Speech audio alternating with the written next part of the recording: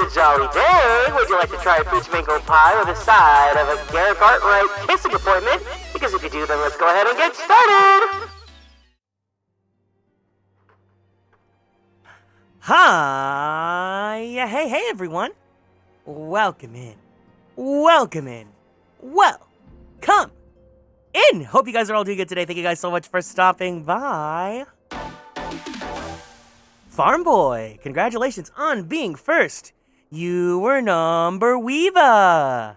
KK, thank you so much for being here today. Seraph, hiya, hey, welcome in. Hello, Chinja. Hope you did good today. Moxie Mox, thank you so much for stopping by. Osaf, hiya, hey. And Timbit, thank you so much for being here. We are back with another Garrick Arkwright kissing appointment. How are you guys doing? Yesterday, I rotted in bed the entire day. It was great. And today, I rotted in bed the entire morning. But I wanted to play some 14. I actually wanted to play some Tokyo Mirage sessions, but I have some plans for tonight. So instead, here we are now. Raise your hand clap if you're bed rotting. Clap if you're rotting. Clap if you're rotted. Clap if you care.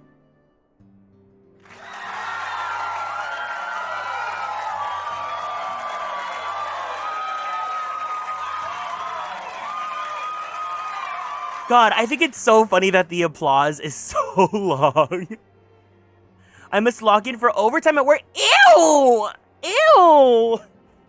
Can we get some light sticks for KK? My condolences to you. I wish I could be rotting, girl. Oof. I'll rot for the both of us.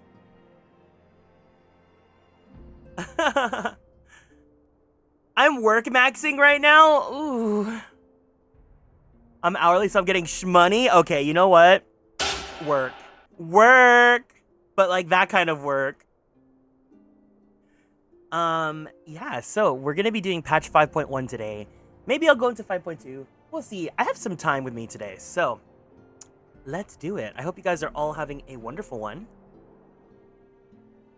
And of course, if you guys play 14 and you guys want to join me, feel free to join us on Ether and Fairy. If you guys are not able to get into the Ether data center, let me know. We'll switch over to Marlboro and Crystal.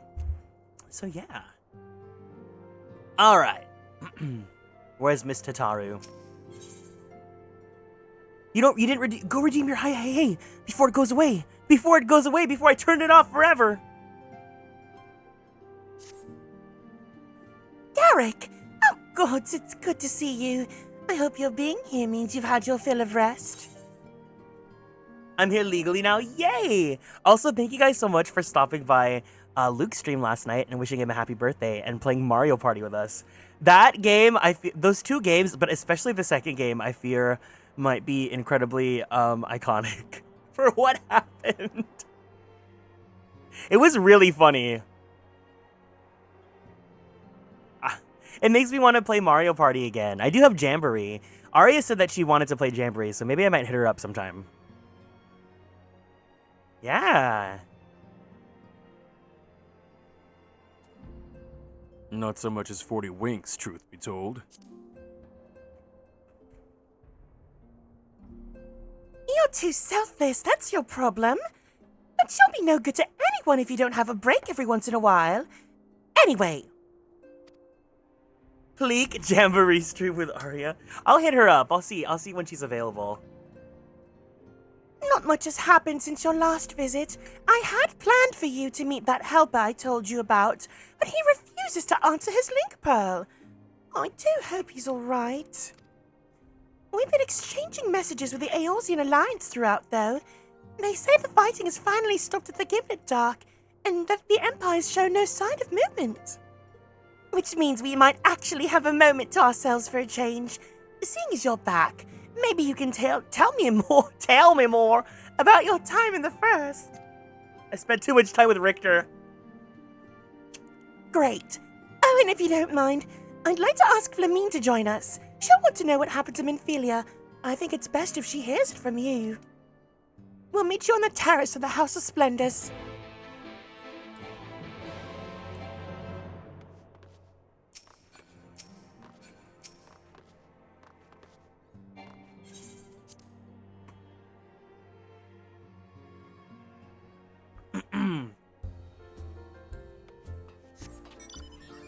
You know what I also want to play? I like Mario Kart. I said this on the stream, but I prefer Mario Kart over Mario Party. Garrick, my, it's been too long. Tataru did mention that I would be joining you, did she not? Thank you. Words cannot well express how I've longed to know more of the First. This world Minfilia sacrificed so much to save. But come, rest your feet. Tataru should be arriving shortly. Saying that is what got you into flop, and you know what? I am a flop. I've always been a flop. I'm a born flop. That's my brand.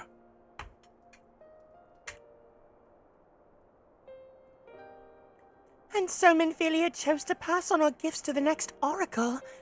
This girl who Thancred named Reen. To have such a burden thrust upon her as a child, only to embrace it when given the choice. In that respect, they are quite alike. Would seem her legacy is indeed in capable hands. Garrick, might I ask you a favor when you next return to the First? To tell Reen what I cannot. To tell her, thank you.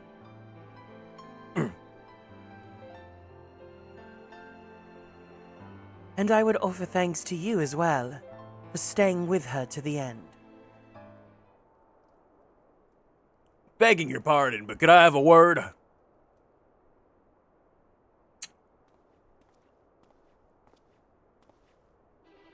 Real, I hope you're here to tell me you've received word from our helper. I wish. Nay, I've not had a peep out of him. And it's been a long time while now, and too bloody long.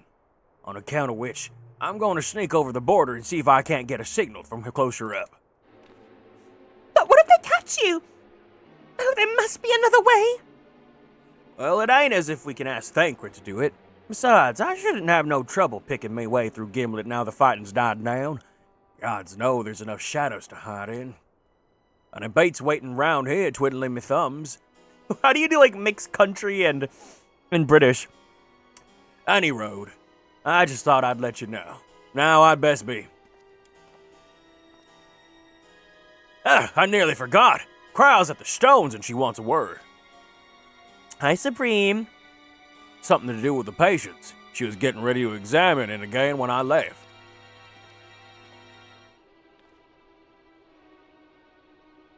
We'd best bet head back then. I'm sure it's important.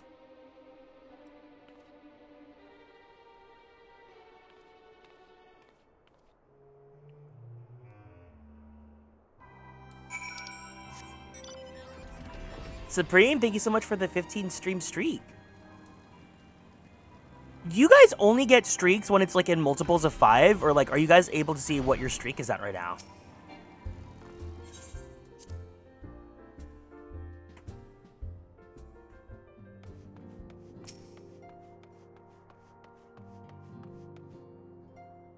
It seems she's still examining them. Oh, I do hope it's nothing bad. Hi, Luke. Happy birthday to you. Happy birthday to you. Happy birthday. Oh my god, Adiva! Wait, Kyle, hold on. Happy birthday, dear Luke. Happy birthday to you. This is what a superstar looks like. Happy birthday! Look, Adiva came here to congratulate you.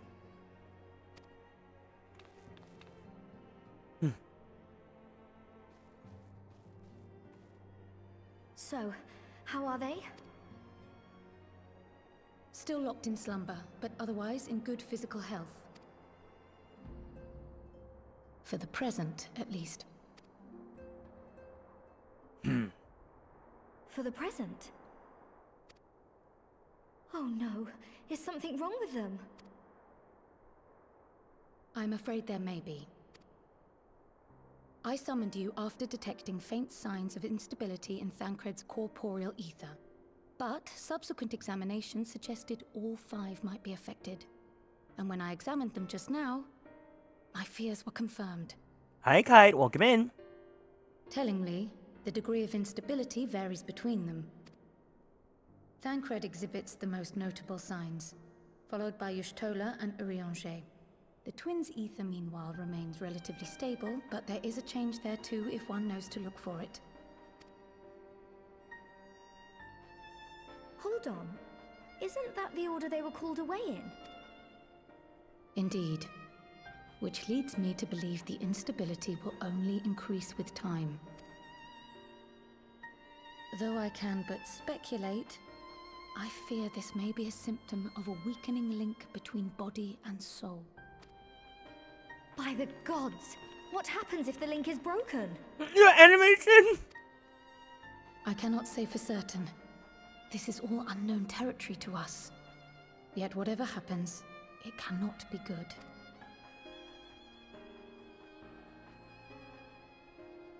Mercifully, the instability is still only slight. And you may rest assured Master Matoya and I will do everything in our power to keep it from worsening. Be that as it may, it is imperative that you find a way to restore our friends' souls to their bodies. Leave it to me. Thank you. But where's he even supposed to start? We had the greatest minds in the realm hunting high and low for an answer, and they ran out of places to look.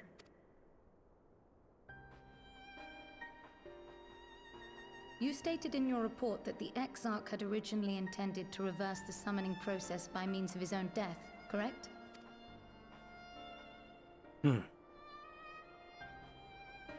Raha always was a reckless young fool, ready to die for the first righteous cause that came along.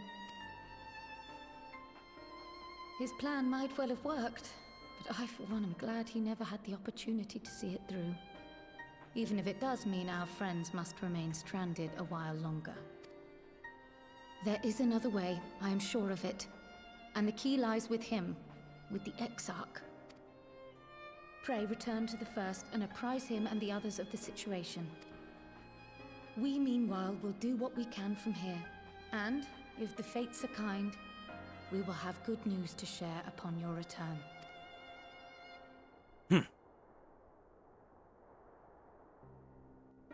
There's something so good to me about Tataru and Kryl being the two big shots in the source for this story arc. These two tiny divas are running shit. They are!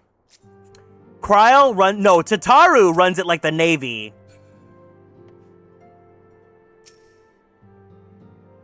Don't you worry. Master Matoya and I will think of something. Take care over in the First, Garrick. We're counting on you and the Crystal Exarch to bring our friends home.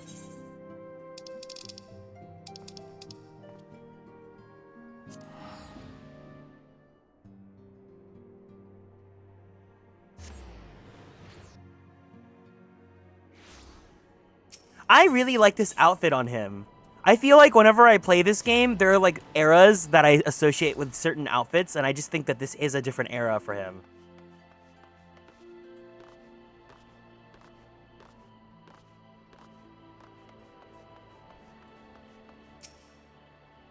Hi, Gemini. They have Estinian by the balls. Ah, Garrick, you are returned. I hope your time in the source was suitably restful. Oh my god, it's Anthony Bridgerton! But of course it wasn't. Go on. The corporeal ether shows signs of instability. Oh, by the gods, the possibility never even occurred to me. If you'd return with a hope, in the hope that my research has yielded a solution, I fear you'll be sorely disappointed. It is but a mercy that we have the likes of Mistress Kryl and Master Matoya to keep our friend's body T safe while we wrestle with the problem. Mistress Kryl. Mistress, huh? But they cannot forestall the separation of body T and soul indefinitely. Come, the others must be told. Oh my god, we just played a game that talked about body, T, and soul and mind. Paranormal site, Final Fantasy XIV? Join Slay collab. I mean, it's both Square Enix, so I guess that makes sense.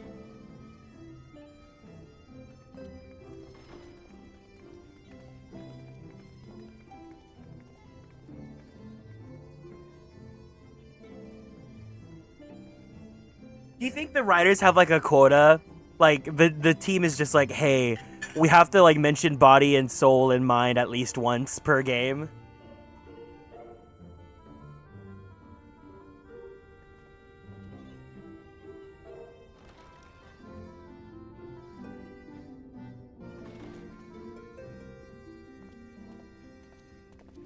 Pray excuse my late arrival. Will Thancred and Reen not be joining us? Nay, milady. With apologies to all, they beg leave to pursue their investigation of the empty to its conclusion. Should matters here demand their presence, however, they did assure me that they would make themselves available. That's code word for if you want to see them, you need to play the Eden sub-story. Yes, of course. Then let us proceed.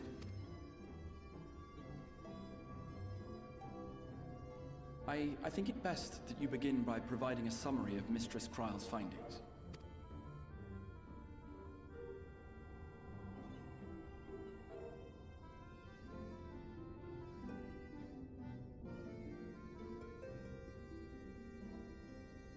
I suppose it was only to be expected that some change would occur. Yet our souls seem unaffected, to my eye at least. How long they will remain so is another question. Krile is right. It is imperative we find a way to return to the source. Perhaps an explanation of the method by which I brought you here will yield some inspiration. Go play Eden, it's fun, except I will not be playing Eden right now. Ere I begin, it must be noted that I am by no means a gifted mage. In order to employ powerful magics, I must rely upon the Crystal Tower and its boundless reservoirs of energy. The magic that summoned you was no exception. 'Tis a singular spell, adapted through painstaking effort from the technique that transported me to the first. To use an analogy, it works by cutting a hole in the fabric of reality. A hole tailored to the object of summoning, through which it and it alone may pass unscathed. Though I succeeded in creating said hole, I failed to latch onto my intended target. Instead of you, the spell found those close to you, and ended up summoning them in their incomplete state. Hi, Penguin Ghosty, welcome in. This sounds like a stalker that's like hole picks. He's trying to trap you with hole picks.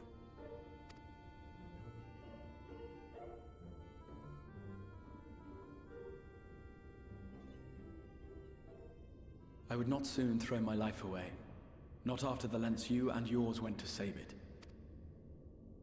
And so long as I breathe, I will spare no effort to see you safely home. Okay, Urinatron 3000. But should all else fail, and your lives be at stake, there remains one sure method. He's a Twinkie P, more like a Celeste P.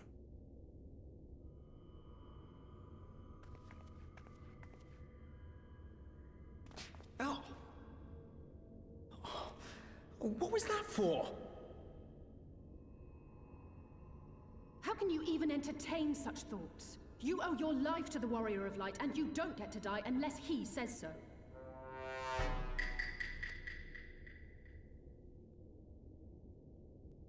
Your followers await your divine judgment. I love that Y'shtola sounds sick this patch. What did you just...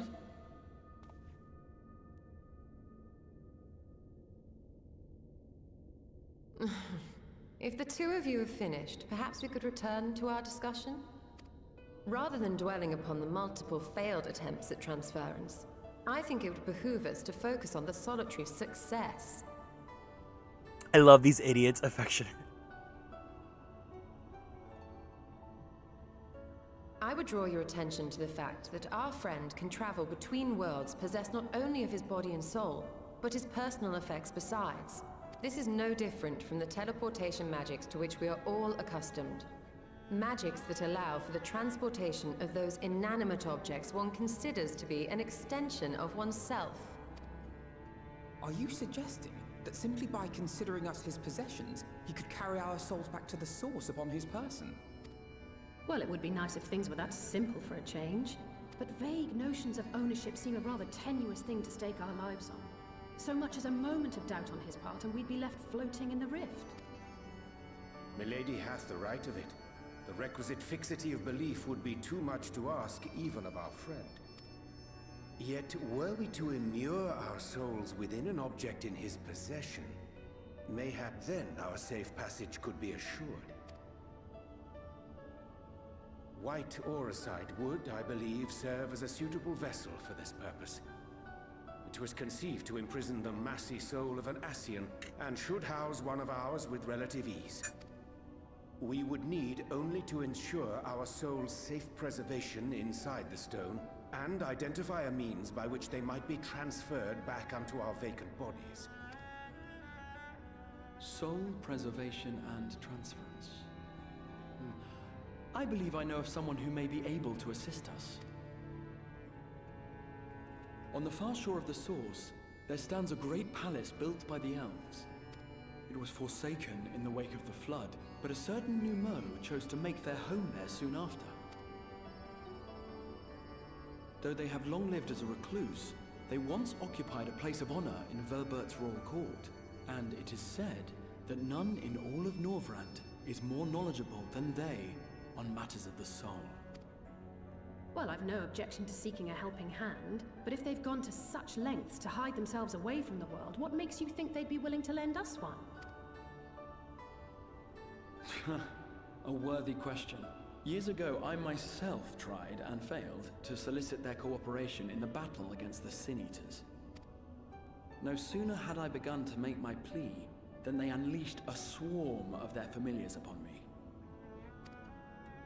Unlike me, however, you have curried favor with the Fae folk. By that merit alone, I am hopeful that they would grant you an audience. They may still be inclined to turn you away, of course, but if their knowledge might feasibly facilitate your return home, we have to try.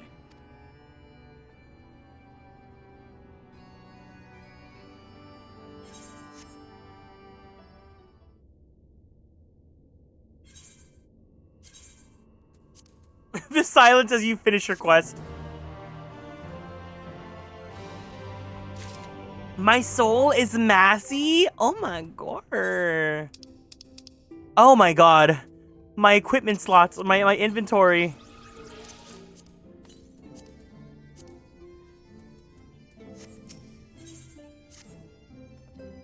The Grand Cosmos, that is. The palace we seek stands on the opposite shore of the source. I will arrange for a boat to carry us there. Whilst thou journeyest thither, I think it best that I devote mine energies to the creation of white auracite. By thy leave, of course. The process requireth no small amount of time, and should the new Mo consent to lend us their aid, we will have need of a suitable vessel ere long. Agreed. Then I would ask the rest of you to meet me in Sullen, and do be prepared for a warm reception.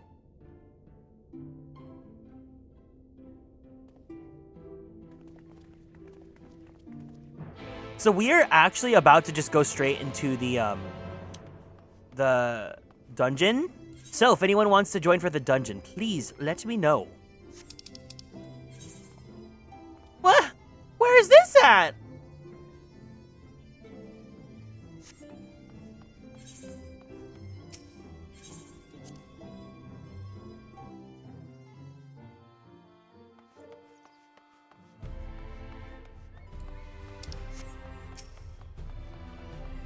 I do find it strange whenever I don't necessarily like when they put like the dungeon or the content at the beginning of the MSQ, because then the rest of the MSQ is just yapping, and then it gets a little bit like Hi Sakura, welcome in. I hope you're having a great Thursday.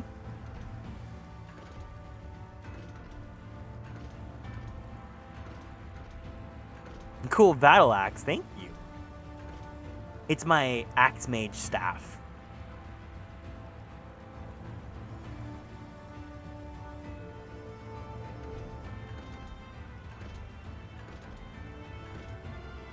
My god, going through this, like, walking through these lavender fields, it just makes me think of, like, being at Lush.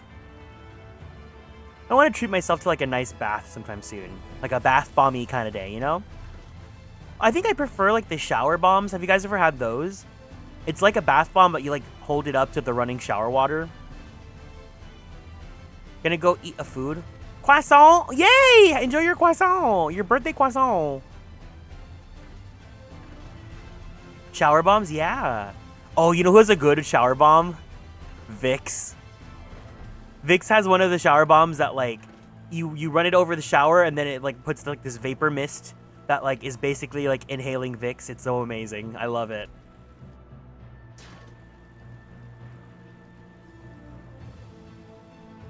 Brick? This village is just called Brick?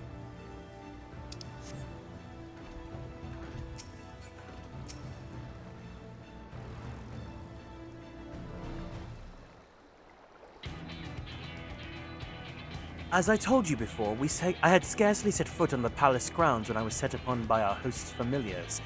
I expect our reception today to be no different, which is why I propose we march to the main gate, weapons drawn.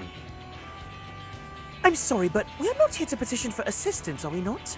You can't honestly think barging in looking for a fight is going to persuade them. Actually, I believe the Exarch might have the right of it. They have no doubt poured a great deal of time and energy into their creations. Were I them, I should be most interested to meet with those who could overcome my defenses. As would any true seeker of knowledge, and there is a little we can say or do to convince them to help us if we know nothing of their character, nor less why they chose to hide themselves from the world.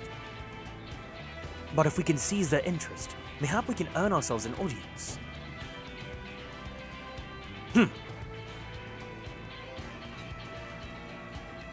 Weapons drawn it is, then. Now I must say, Exarch, you certainly seem to be enjoying all of this. Yeah. Do I? I will not deny that I enjoy the thought of fighting alongside my beloved Meow Meow. I mean, I'm the Meow Meow. I mean, rather than pacing about inside the Crystal Tower. You both seem to be in rather high spirits, you ask me. Not that I'm surprised. Your moods invariably improve when Garrick is around. What exactly are you implying? He averted a calamity, and the light which seemed destined to consume him has been extinguished. It is only natural that I'm so in love with him that I want him to hold me in his arms and caress me, and also my meow.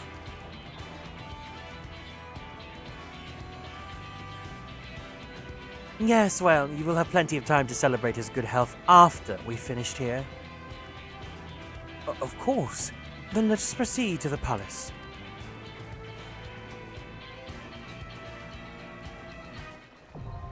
The Grand Cosmos, now available. Hey, Princess Emily. Welcome in. Yes, Penguin Ghosty! Are you able to come to Ferry? If not, let me know if you need me to go to, Marlborough. Because I think I need to make myself my coffee.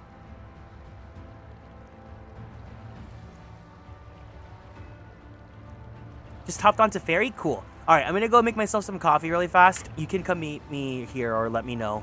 I'll be back in like a minute.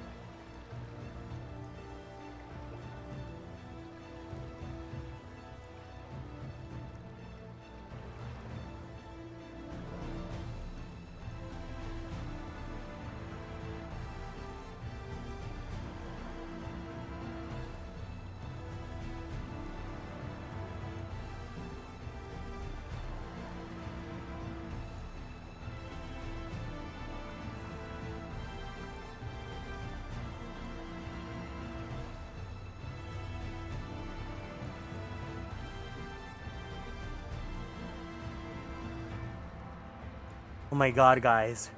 You know what I've learned? I've learned that they make concentrate of Vietnamese iced coffee. I need to get it.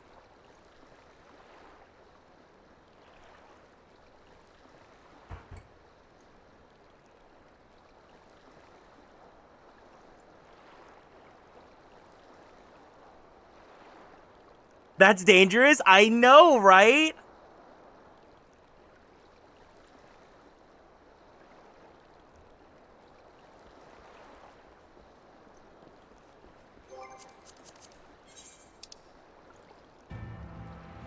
I saw this like TikTok that was showing they're trying to like dupe the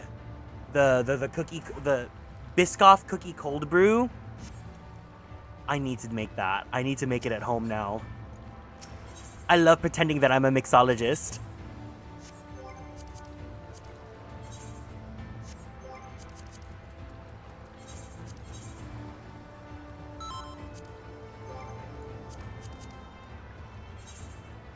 All right, you and me, let's do this. No, it says less than 5 minutes, but can we really trust that? Yay! It's a penguin ghosty!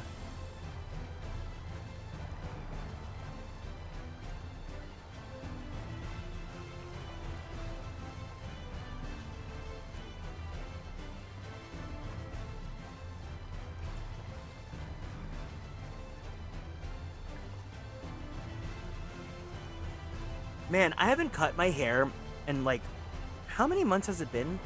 When was my last haircut? Let me look at my calendar really fast. But I've been letting my hair not get cut. And I feel like it's never growing in length. Yeah, I haven't cut it since Christmas. My hair has not been growing in length. It only grows in thickness. And I kind of want it to go like below my shoulders, but it won't do that.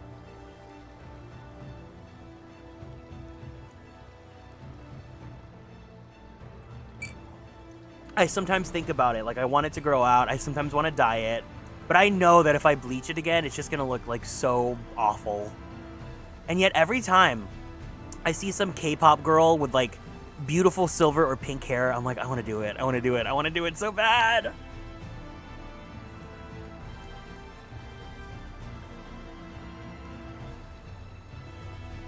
Has anyone else here ever like bleached or dyed their hair? If so, what colors have you done, and what is your natural hair color? I have like black hair. So if I ever try to bleach it, it like is such an uphill battle. I don't think I've ever gotten it to be like actually platinum.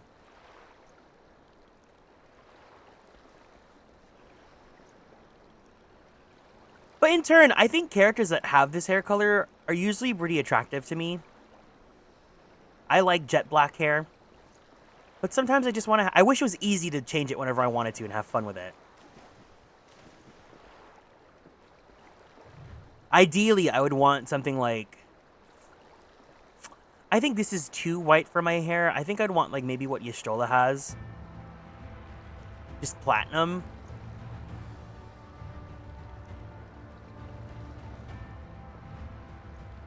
This blue is cute, but I think blue is also kind of hard to do too. Especially if you don't really tone your hair well.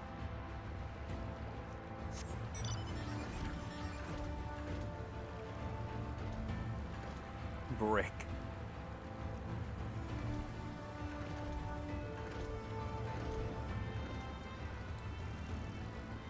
I can't believe no one wants to join for the dungeon. That's so silly. Is this what I get for streaming 14 at like 12 p.m.? Everyone's too busy at work.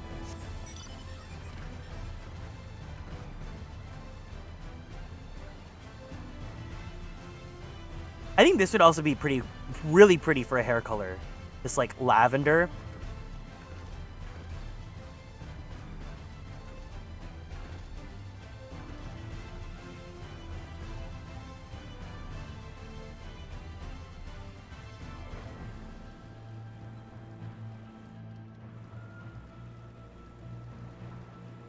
Hi, Lasty. Oh my god, speaking of purple. Hi, Lasty. Welcome in. No, I would imagine you would have, like, black hair, Lastio. I don't think you actually would have purple.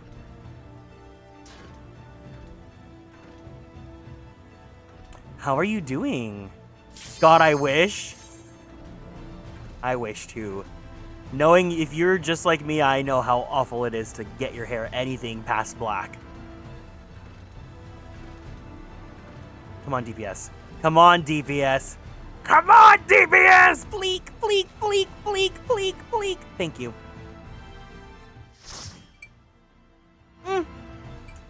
My portrait yucked up.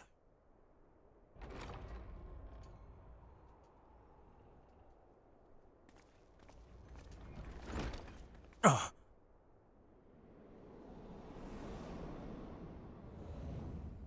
Oh! Tentacles! Baldur's Gate! You're on your lunch break? Enjoy your lunchy. Oh, okay, it's fun. It's fun. It's cute.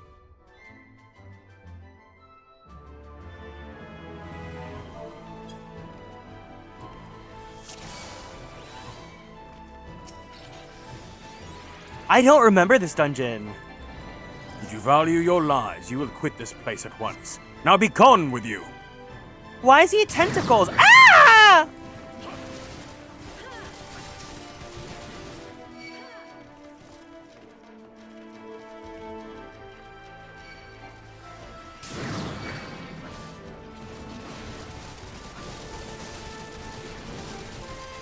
Daddy, chill!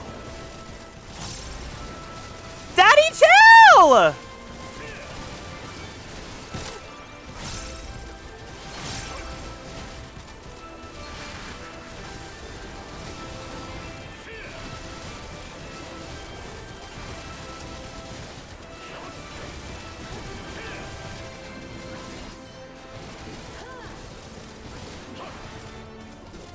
I do like this guy's armor, though. That's really cool. Oh, look how they made a mess of my floors. Swish and flick, my lovelies. Swish and... This is just Matoya all over again.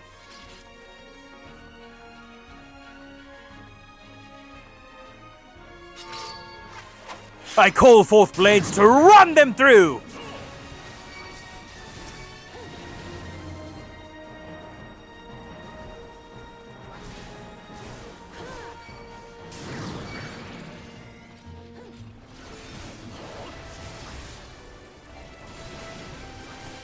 Ugh.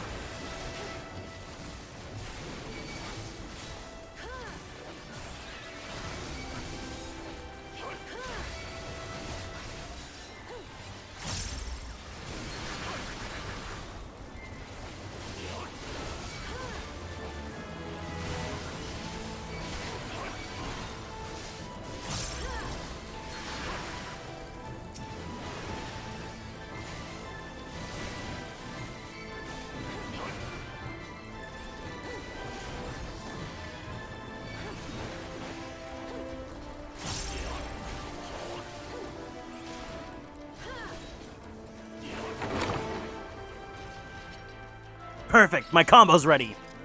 If you insist on making a mess of my palace, then you leave me with no choice. I love how the boss music totally does not match this, like, rest of the dungeon. Bum, bum, bum, bum, bum, bum, bum.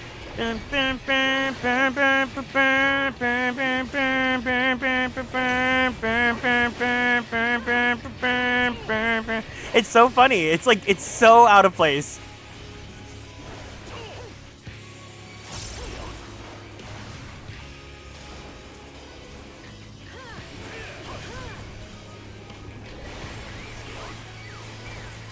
Ah!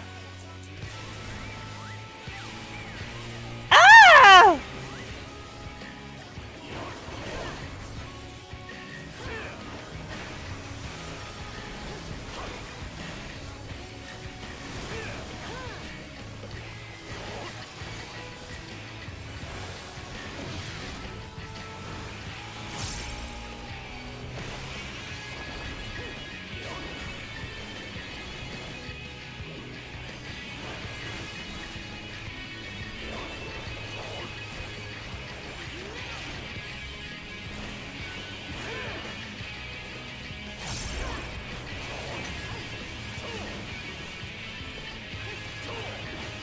Oh, such pernicious stain you are! No matter!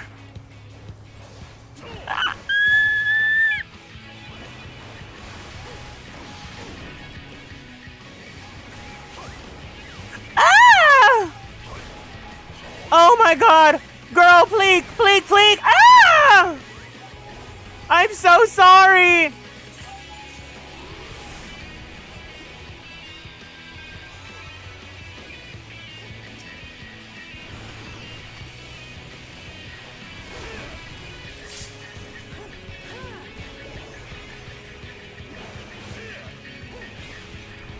Oh my god, fleek, fleek, fleek, fleek, fleek! Ah, ah, ah!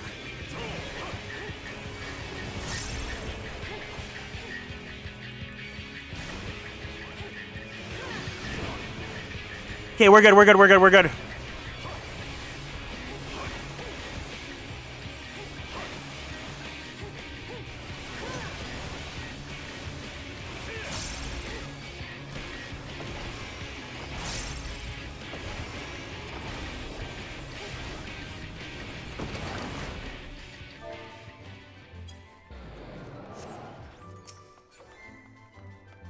I don't need any of these, right? Okay, I'm good. I can pass on all these.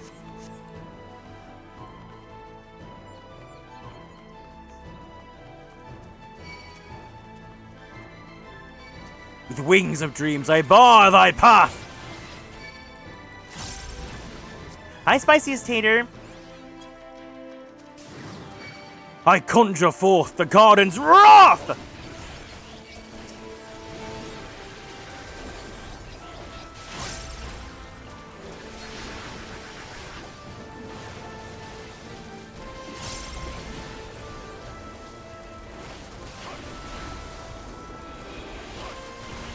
A girl!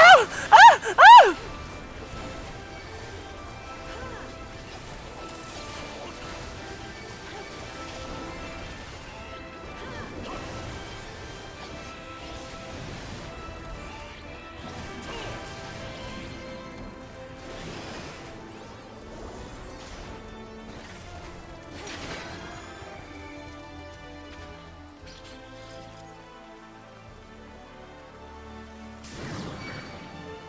Hi. Hi. Oh my god, it's Victory Bell! It's Victory Bell and Mega Victory Bell!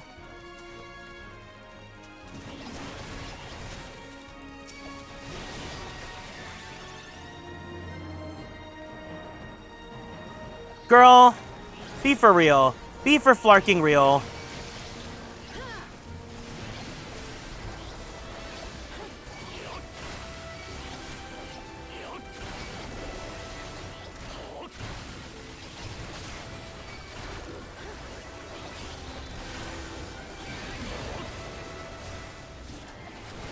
Oh my god!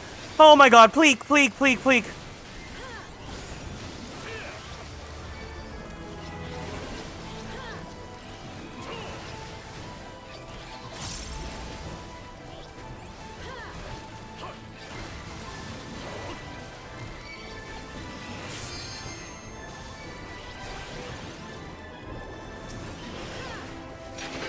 Whew. Unscathed. Yeah, I do have a head pat.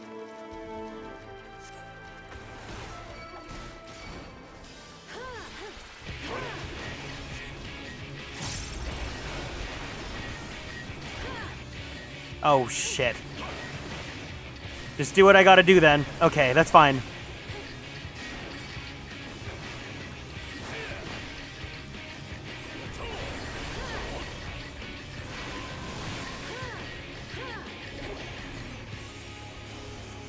Seating!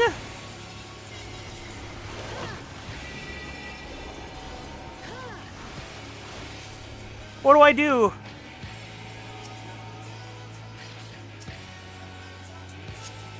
Huh?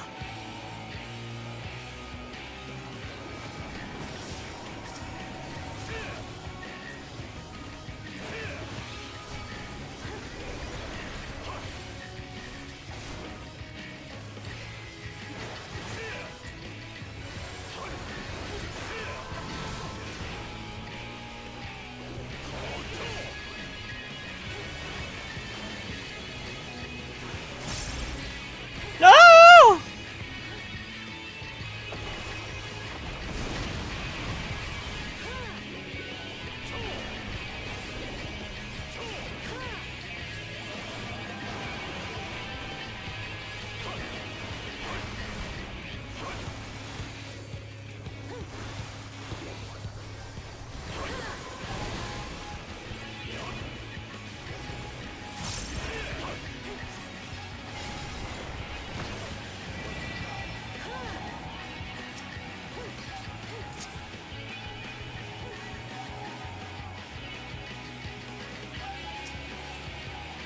Oh shit.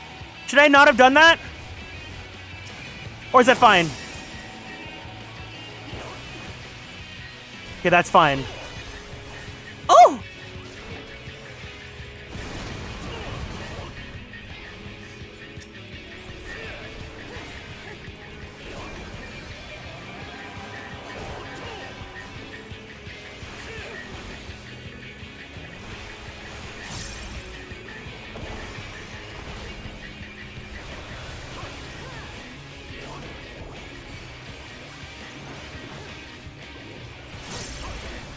I'm gonna save my berserk. I think I'm gonna need it for the trash pulls.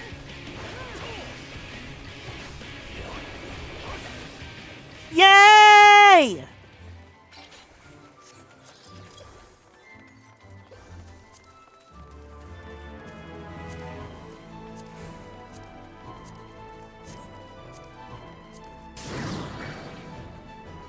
Oh! A dragon!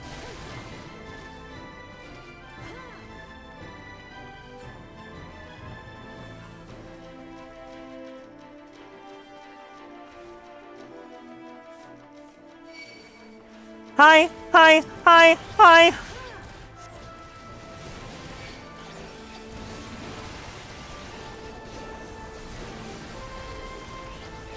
One, two, three.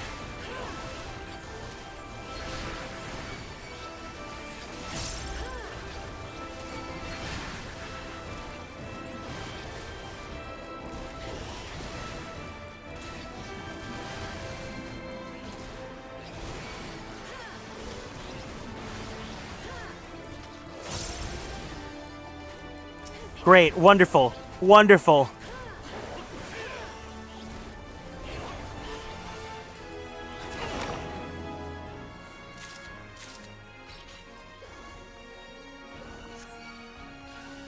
Thank you.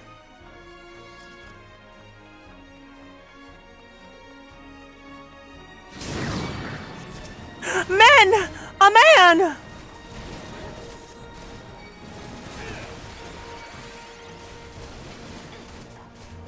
Oh, can we not? Okay, cool.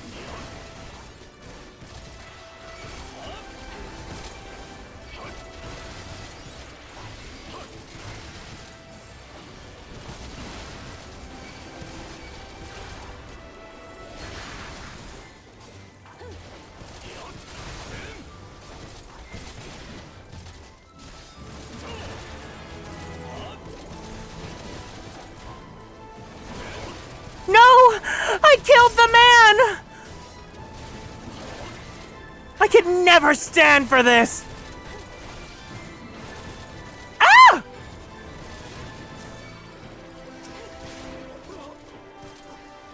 And by King's judgment. You see the— oh my god! Girl, give me a break!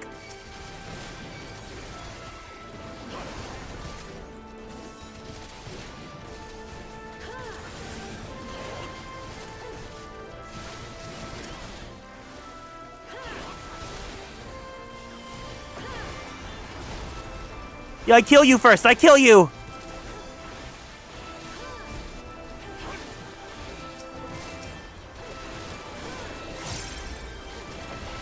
Ah!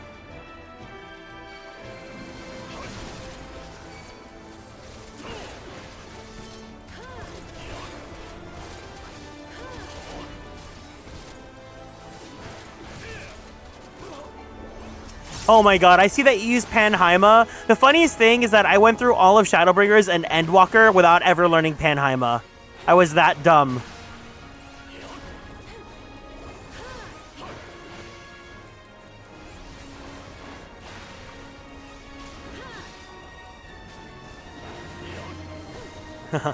Thank you for the kind words. I appreciate it.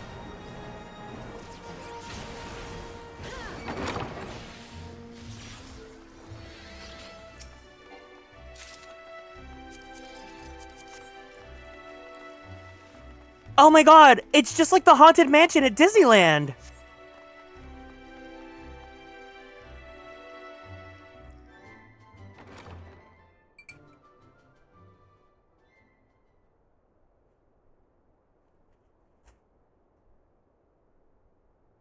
You have sullied these halls long enough. Come Come, Lugus, our guests yet want for company.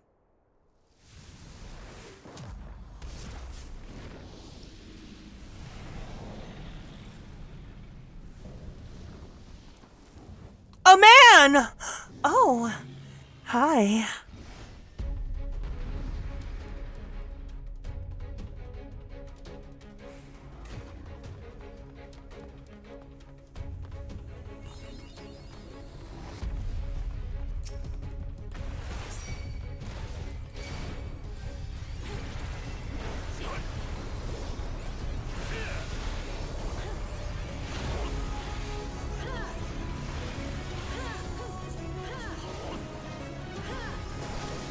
Ooh.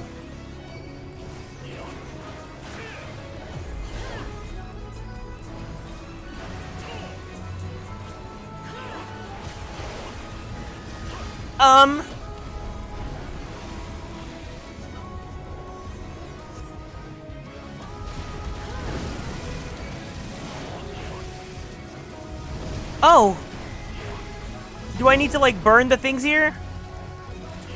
Okay, I see. We're just destroying everything. This is the rage room fight. Ah!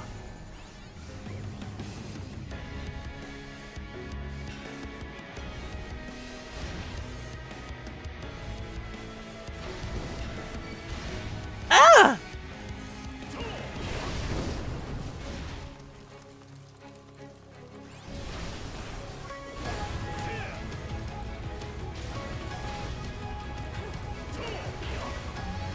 Sorry. Let me face him away. Yeah, there you go.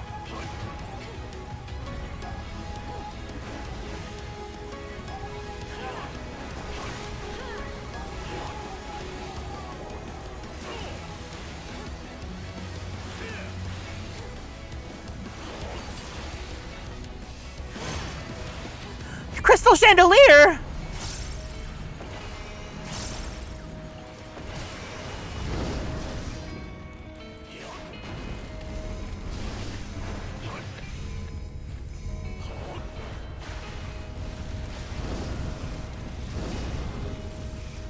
Oh girl, oh girl, oh girl, ooh!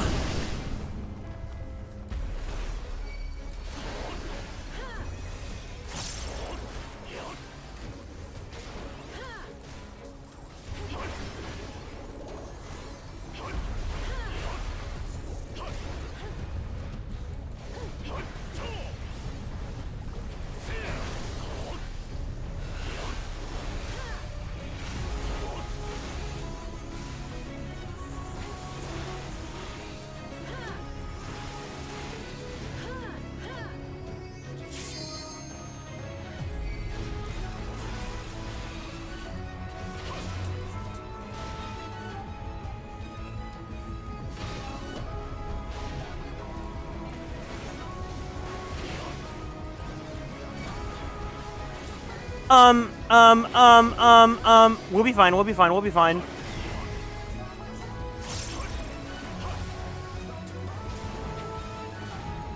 Wait, what do we latch onto now, though? We don't have any more furniture to burn. Oh, we're fine. Okay, it's just this.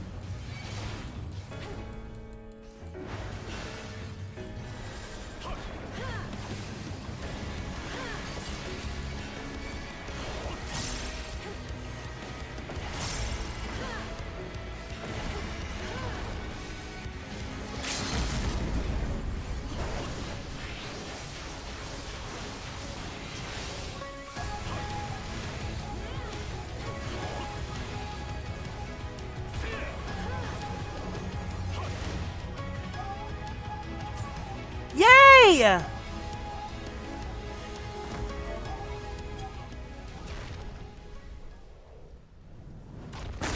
This is what a superstar looks like.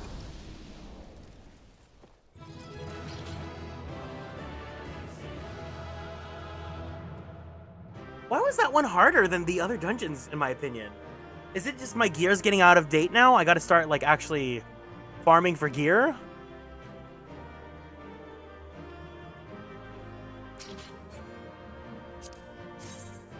Oh, that's not cute. Pass. I thought it was easy. Well, I mean, it's more like I'm getting a lot of hits now. Oh my god, I almost forgot our picture. I keep forgetting that like it feels like I'm getting hit harder.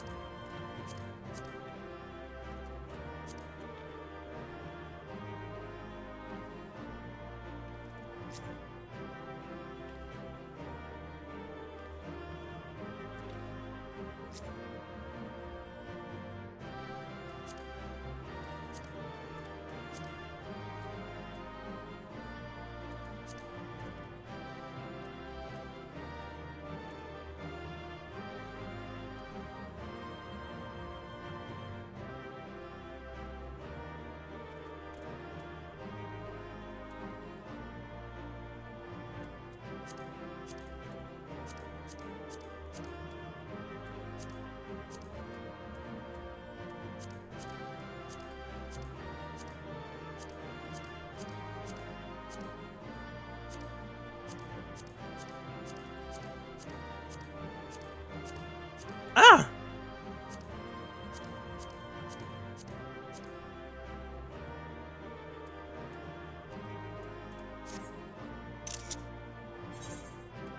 Thank you for running the dungeon with me. Gotta go log so I can. Yeah, no problem. Go, go, go, go, go, go. Bye bye. Enjoy your work.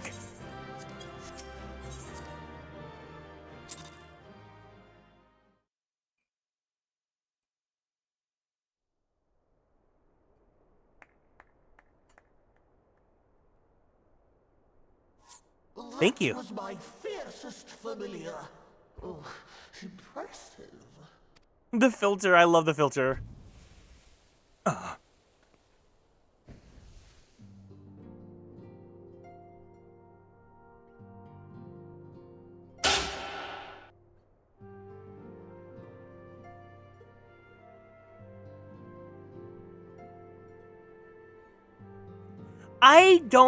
I think the Numo are kind of uggo. It's good to see you again after all these years. I don't really like them. Like, I know they're supposed to be dogs, but I did not know they were dogs. They look more like Eeyores to me. And judging by your vigorous greeting, I dare say the feeling is mutual.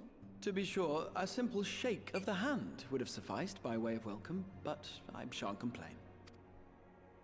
But you must be wondering as to the purpose of our visit. We come to beg your assistance in a most urgent matter. Sake? Beg? Our comrades' very souls are in danger.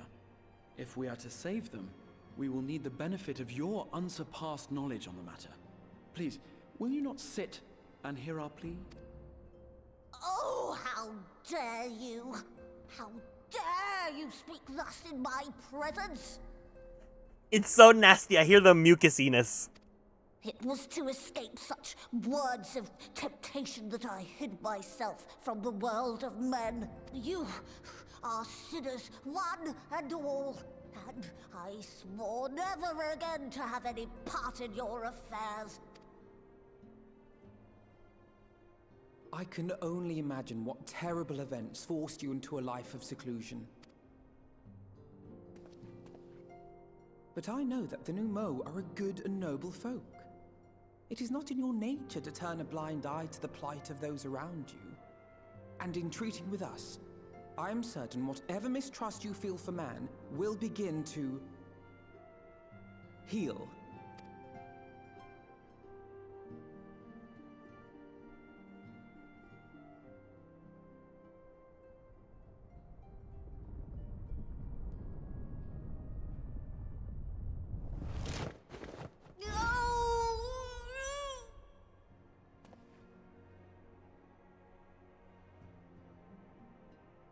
If you will not be satisfied, I Oh, suppose I could listen. After all, there's no harm in just... No, I mustn't. Not again. That damn court mage seemed to have the best of intentions too, and countless innocents died for my naivety.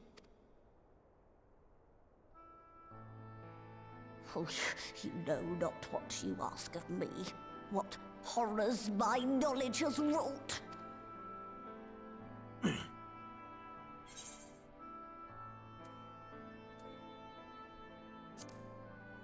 mean the magical plague of Verbert?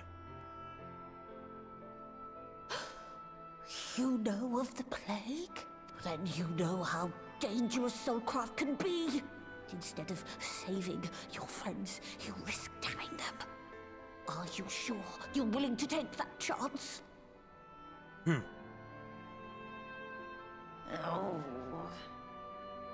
No.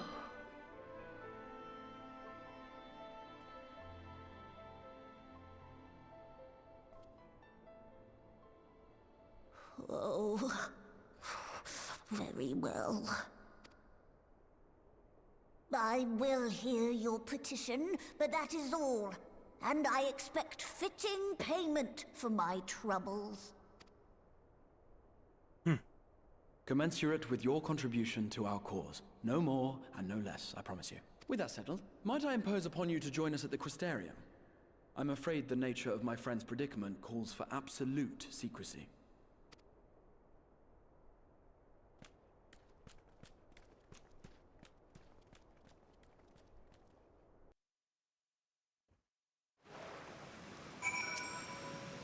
There you are. The others have gone ahead to the Crystal Tower with Beck-Lug. For the record, I truly wish we hadn't had to resort to using such words when treating with them. I have ever sought to convince, not compel. Yet I cannot deny that a part of me is glad Urianger shared his knowledge of the new Mo with us. Had he not, Beck-Lug wouldn't be here. Speaking of whom, we should hurry. To keep our guest waiting would only add insult to injury.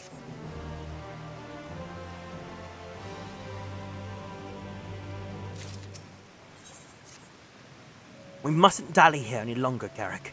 If Beck-Lug is to hear the truth of our travails in the first, you of all people should be present.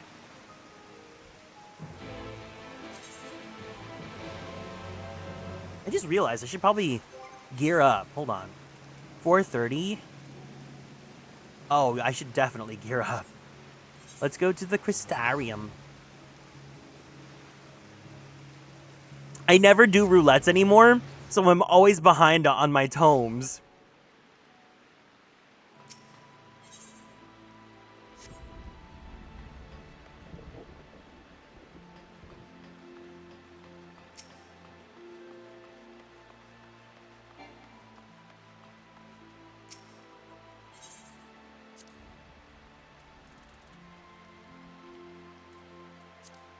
Eden Moore. Oh, this is like, yeah, that's Savage.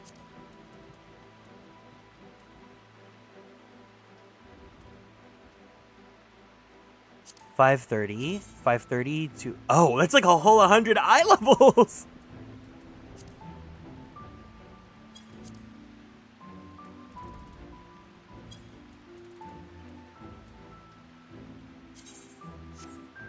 Wait, what weapon am I using? Chongo. Oh, this is all just relic gear.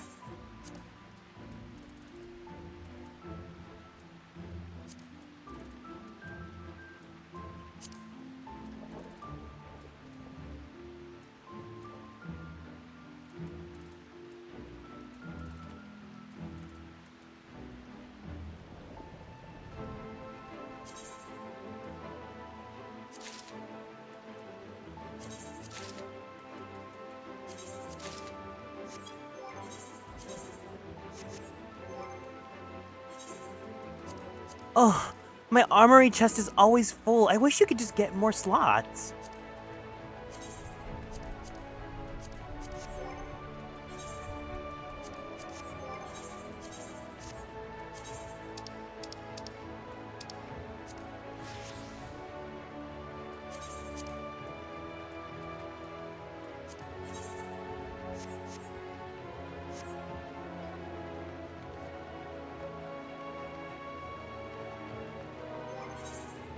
461. Okay.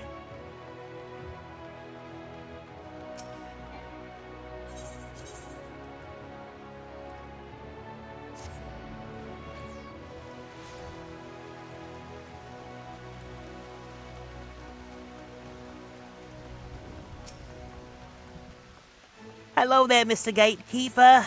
Let me in, please. I need to see Mr. Meow Meow.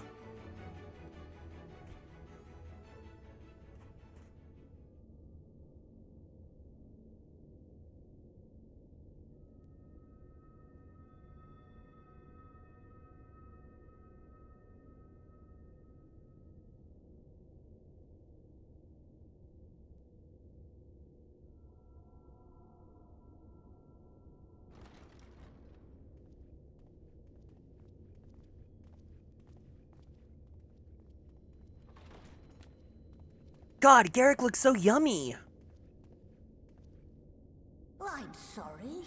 You mean to tell me not only that the return of night was your doing, but that you hail from another world as well?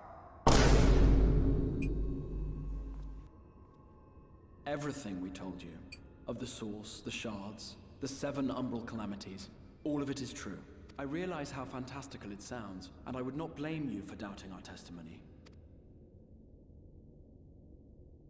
But given your expertise, you must surely have noted the peculiar nature of their souls. Any other time and I would have dismissed your stories as balderdash and flummery. But upon closer inspection, 'tis plain their souls are far denser than is normal, and that they do not possess true bodies. Save you. Your body is your own. Are you validating my body, T? And your soul is the densest of them all.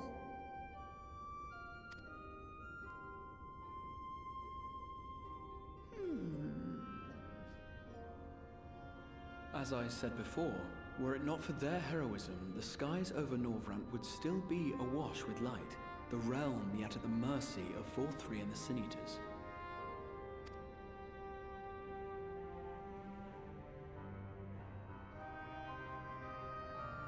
After all they have done for our home, seeing them safely back to their own seems the very least we can do.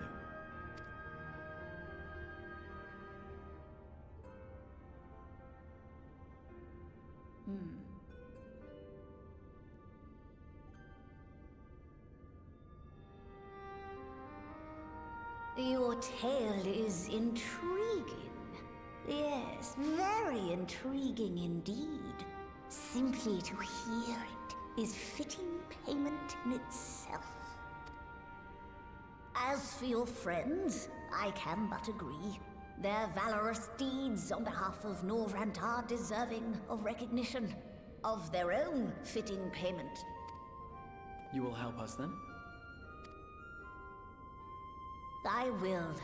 I would see my knowledge put to good use for a change. I do have one condition, however. I am not the spry young Numo I once was. As such, I will require assistance in my fieldwork and testing. It would be our pleasure. We'll be laboring for our own benefit after all.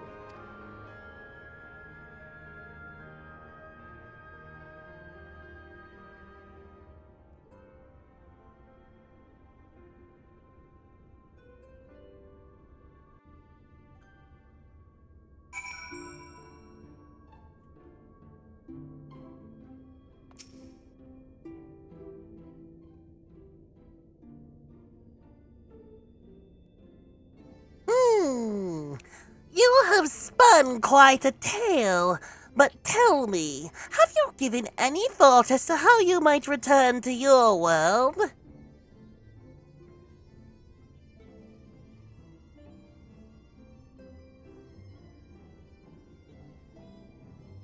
White Auracite, you say? An intriguing proposition, but one which fails to account for the present state of your souls. They have become highly charged, likely as a consequence of having maintained tangible forms for so long. In such an energetic, unstable state, there's no telling what may happen to their souls within the aura site. They could very well become immutable to transference, never to be restored to their body T. Then, would it be possible to force our souls into a state of dormancy prior to transference? In theory, yes, but the soul is not a candle to be snuffed out and relit on a whim. Well, that sounds ominous. What exactly would rendering our souls dormant entail? In order to maintain a corporeal form, your souls constantly draw ether from your surroundings. This process must be halted and the resulting surfeit of ether removed. Your minds would ultimately be separated from these faux body T of yours, rendering you incapable of interacting with the world around you.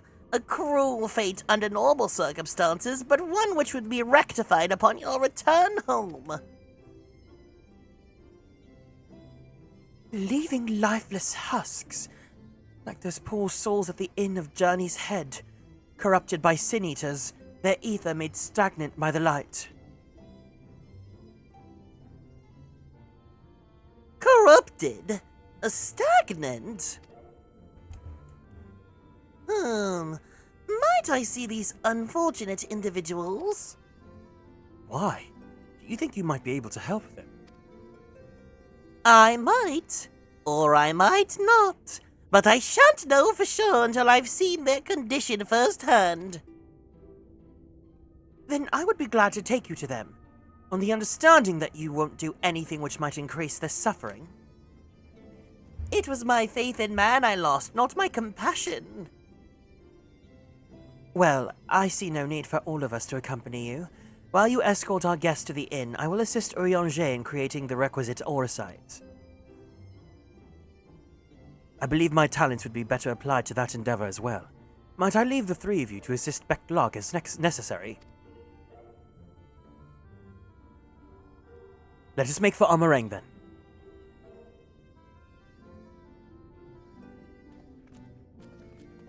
Hi, Art. Are we bringing Shadow, vowing for virtue, or doing cruelty? All three. One brings Shadow, one brings light.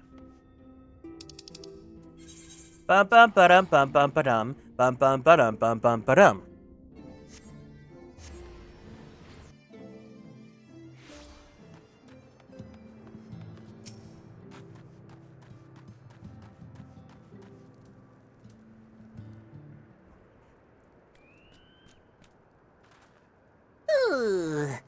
So this is Halric, is it? Yes, his etheric balance leans perilously towards the light. Towards stasis. What do you suppose will happen to him? Not too bright, are you, boy? Oh! The same as all poor souls corrupted by the light. He will become a sin-eater. You don't know that! We defeated the Wardens and banished the light from the night sky. Halric was completely unresponsive before, but now...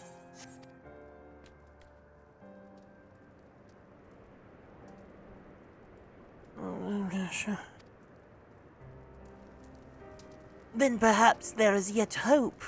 If I may, there's a treatment I wish to administer to the patients. What sort of treatment? In the course of my studies of the soul, I once created a tonic which could temporarily stimulate the ether in one's body T. After some refinement, it came to be used by the Knights of Verbit. Then for far darker purposes.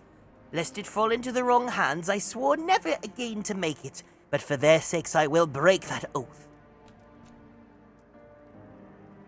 It is not like to reverse the stagnation, mind you, but it should offer some measure of relief.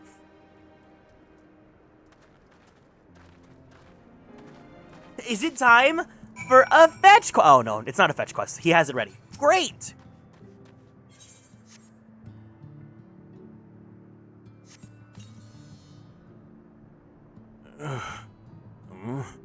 What is this? Warmth I feel in my chest.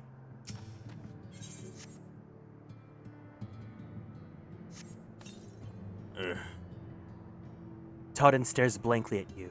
It would seem the tonic has had no effect.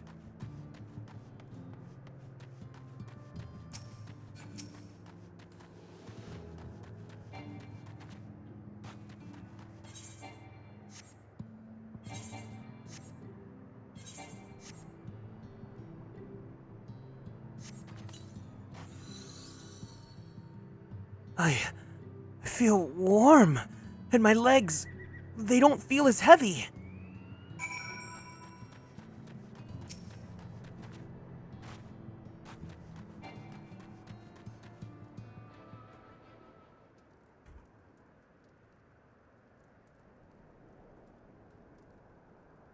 Now then, have you noted any change in the patients? A notable rise in body temperature and increased motor function, in most of the patients at least. The more severely afflicted show no response. As I feared, then.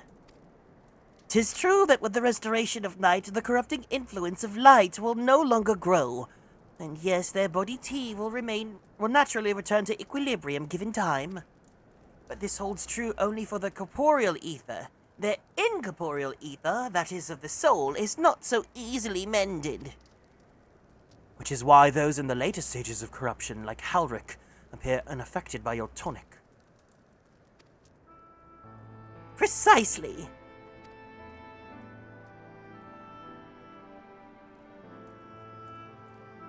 The boy's soul is too far gone, his mind held together by the finest of threads.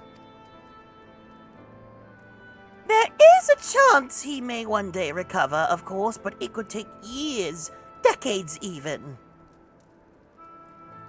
By the gods! He could wake to find himself an old man! A fine reward for his persistence. The opportunity to mourn the life he never had a chance to live. No, there must be something we can do. Look, I realize this is not why we petitioned your aid, but do you think it could be possible we find a way to hasten the recovery? Maybe. Nor do I think it's impossible that in treating them we might learn something of relevance to your own predicament.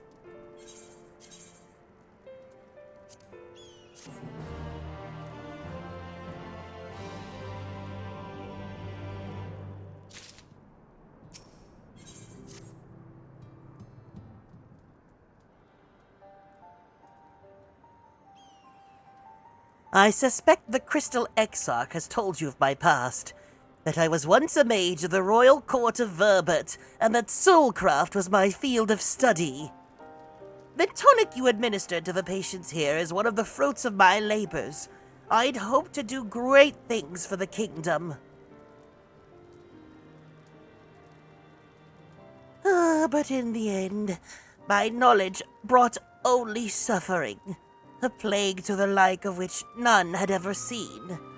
In the hands of unscrupulous men, what should have been my greatest triumph instead became my greatest shame.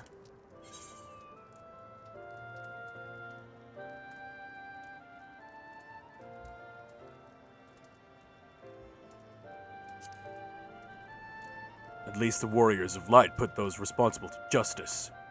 Aye, that they did. I shudder to think what might have happened had they not. But let us return to the task at hand, finding a means by which we might revitalize these people's incorporeal ether. Do you think it can be done? Were the sky still ablaze with primordial light, I would call it an exercise in futility. But now we may have a chance. The method I have in mind will entail the conjuring of a familiar. We are able to amplify the energies poured into them, making them the perfect conduit for the ether revitalizing magics we will ultimately employ. If you're about to launch into a lengthy explanation of the metaphysics of your plan, don't bother. I'd rather go on doing whatever it is that needs to be done if it's all the same to you. Whatever reagents must be procured as spells invoked, I will do it.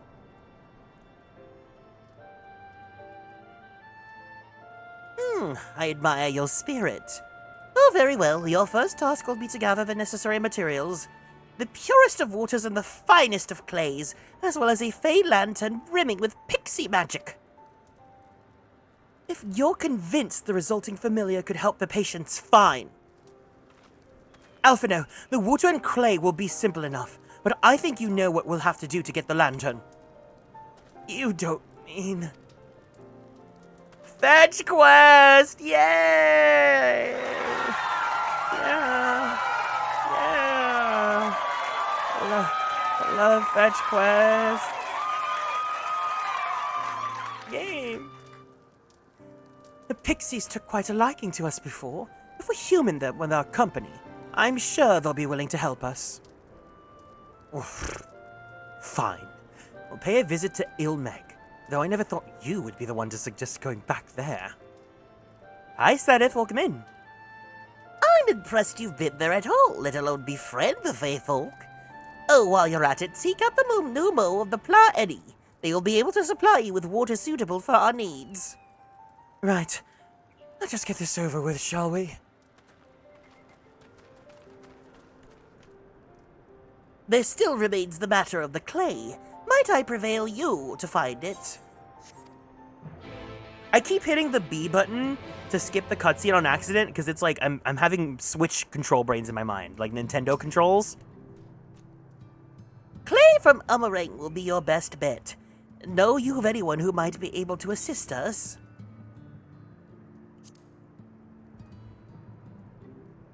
Ah, yes, they will be able to point you in the right direction, I'm sure.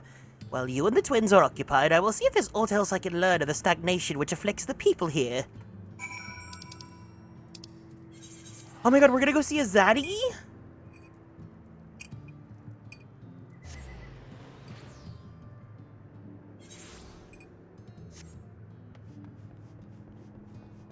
Yay!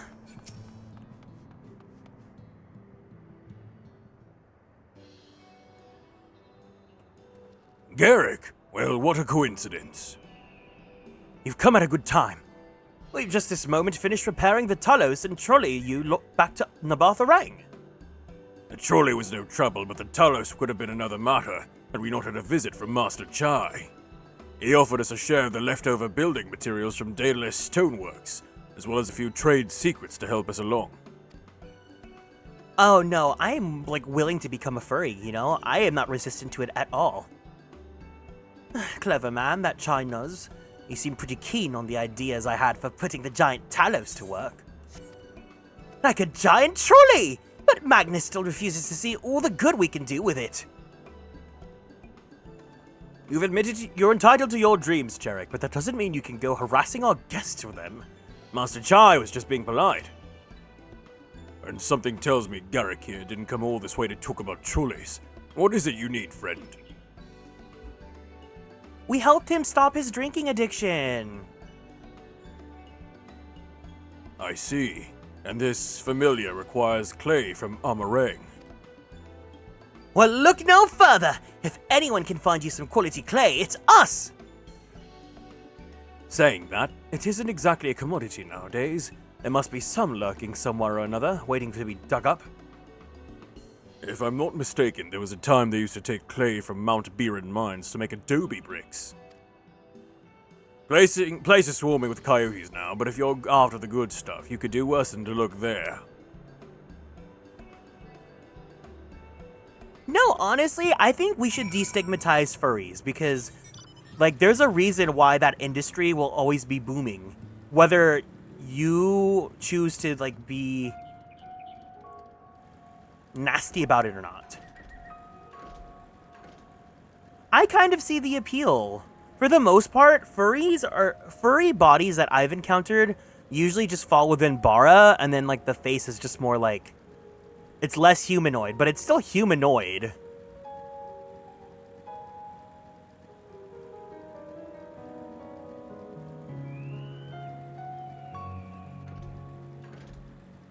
I kind of get it. I kind of see the appeal, you know?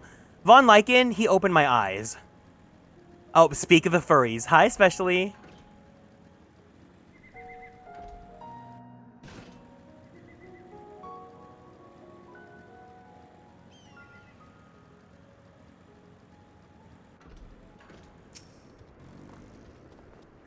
The quote, "I even have furry friends," is crazy. Because I know you mean good, but like out of context, it could sound so like... This marginalized group, I have them as friends too. I am a furry, but he's a drunkard. We are not compatible. He is not on my level.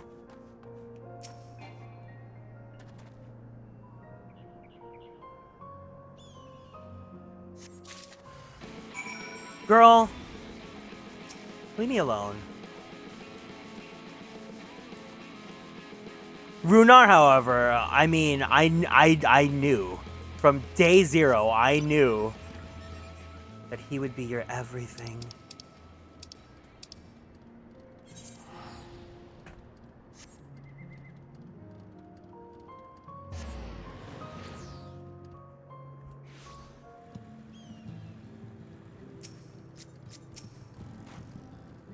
The twins have returned, and in one piece at that. I was convinced the pixies would turn at least one of them into a garden ornament, but no. You have the clay, I take it.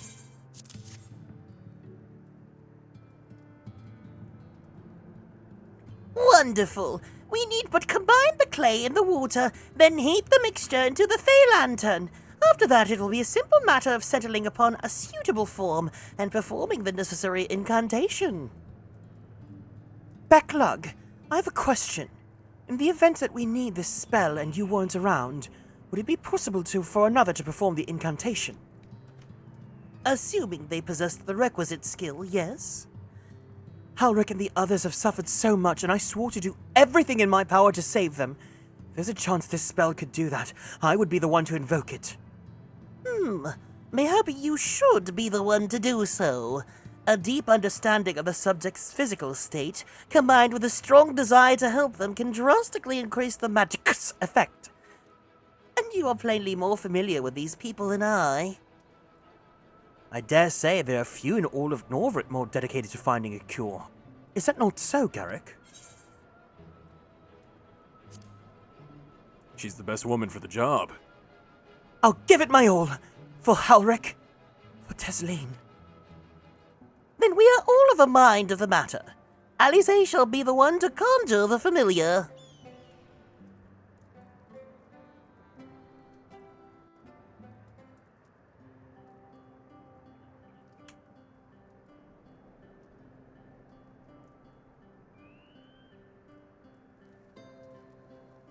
Let us begin. Let us be I trust glad. you've prepared the clay. Let us be grateful.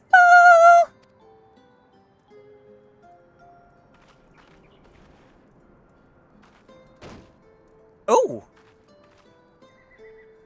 Very good. Now, I would have you sculpt for me a porksy. Plump, with floppy ears and a short curly tail. Hi, Juan. A porksy. I think I know what you mean.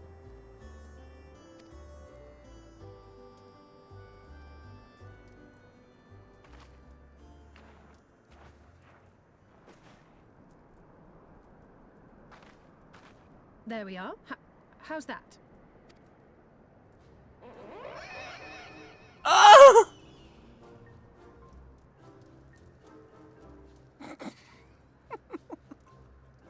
Well, it is certainly creative. There's no denying that.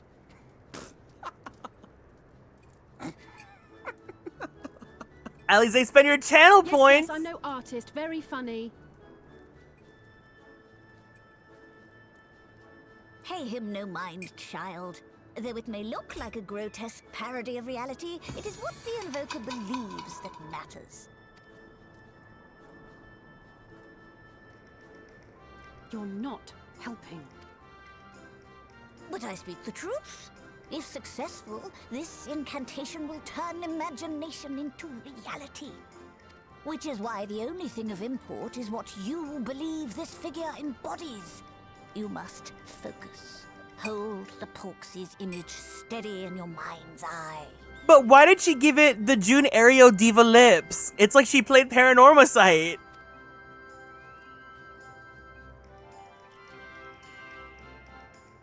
Now then, as I taught you, relax and allow your energies to flow.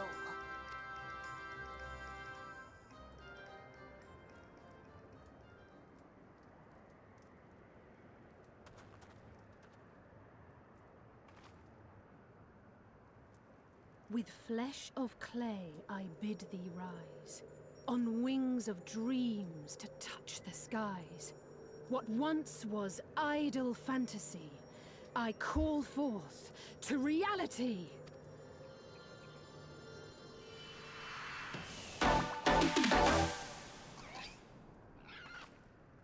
Pop or flop? The Porksy. It's her starter Pokemon. Not bad for a first attempt. Now, let us see what can be done for young Halric. She got a Tepig.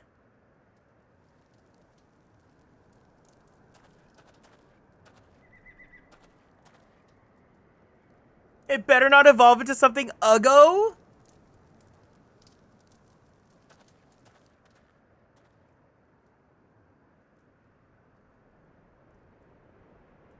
Through the operation of the magics you invoked to animate this familiar, it is now replete with the energies required to stir the boy's soul.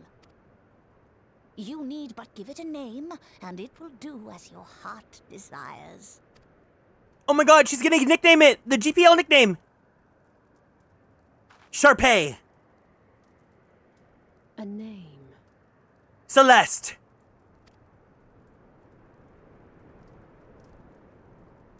All right, I've decided. Now. Sharpig.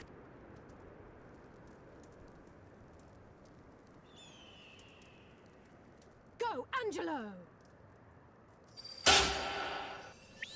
Okay, she did not like our nickname suggestions.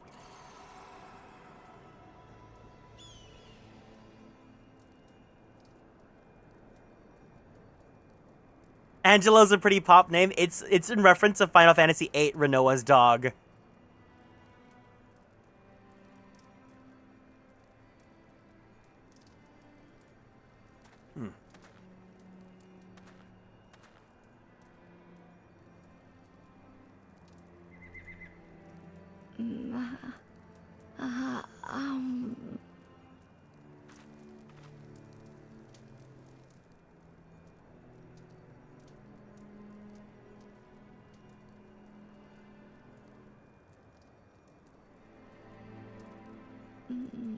Mother, Aww.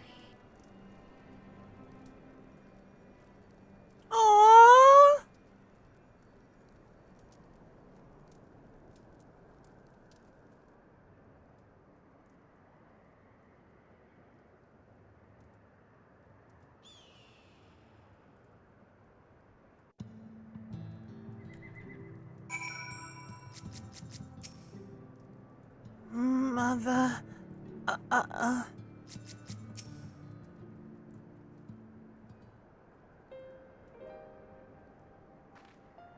How is he, Becklug? Did it work? I believe it did. You and your fledgling familiar have done well. If my eyes do not deceive, a hint of color has returned to his soul. Gods, I would jump for joy if I weren't so exhausted.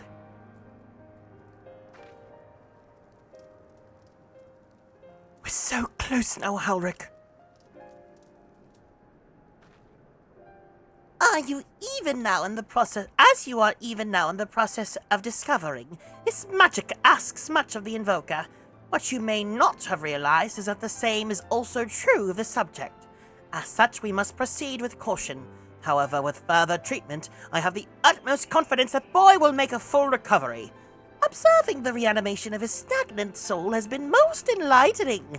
I will need time to put my theories to the proof, but I believe I can fashion a spell to produce the opposite effect. That is, to induce stagnation. Thus enabling our safe transport back to the source via Auracite. A thought occurred to me about this treatment. Backlog says that when the soul is rendered dormant, the mind is separated from the body, that a person becomes incapable of interacting with the world around them. Does that not sound like some of the tempered back in the source? Not really.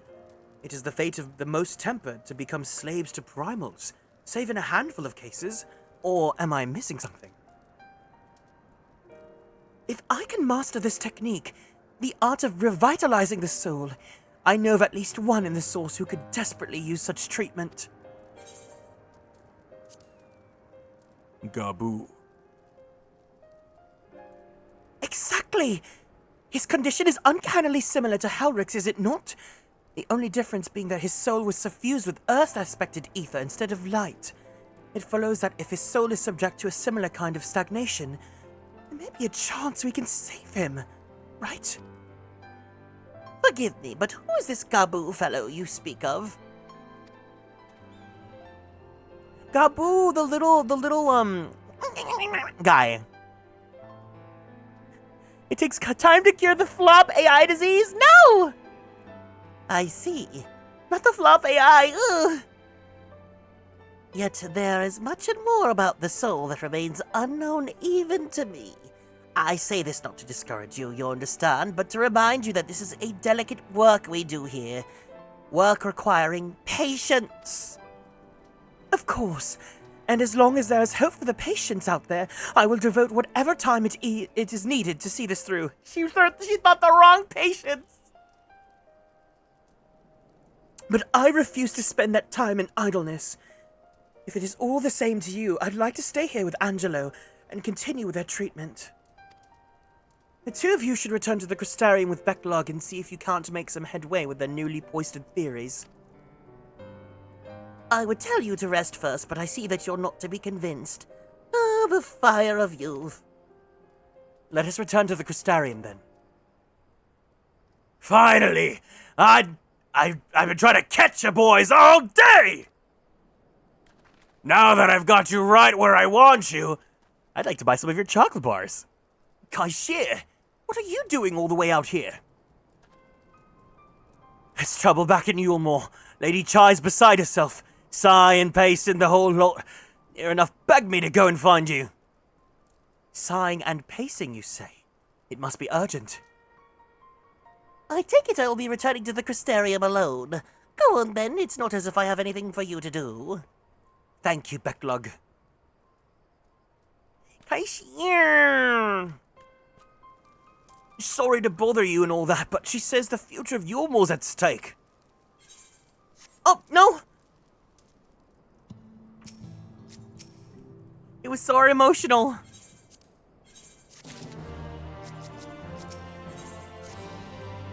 Lady Chai's up in the parlor. Best not keep her waiting, eh? Kaishir's cute. Maybe I do have a spot for Catboy Twinks in my heart.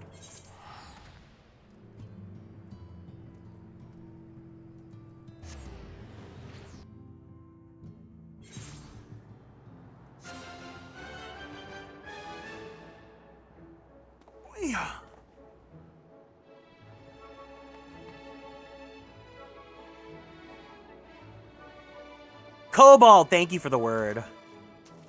You like the waltz song here? Yulmore, if we did not see, you know, the package that it was presented in, it'd be, I would appreciate it a little bit more. Cute, yes. Hot, no. Not here seems out of the ordinary, though I do not see Lady Chai anywhere. Reminds me of the gardens from 8. Everything about this, I don't remember who I was telling, but I think it was Lord. Every expansion in this game is just themed after a specific Final Fantasy. And, like, what is it? Shadowbringers is definitely giving Final Fantasy 3 and Final Fantasy 8. Obviously, Endwalker is Final Fantasy 4. And, Stormblood is, like, more Final Fantasy 6 with, like, Doma. Probably pacing around outside again. Staring off into the distance and all that, sighing. Strange. Let's see what we can find for her and discover the source of her distress. We're gonna see Diva Chai! Diva Ya Chai.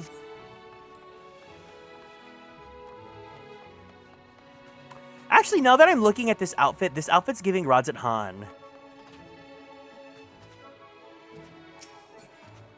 Dang, is this patch really this short? Am I really almost done with this patch? Hold on.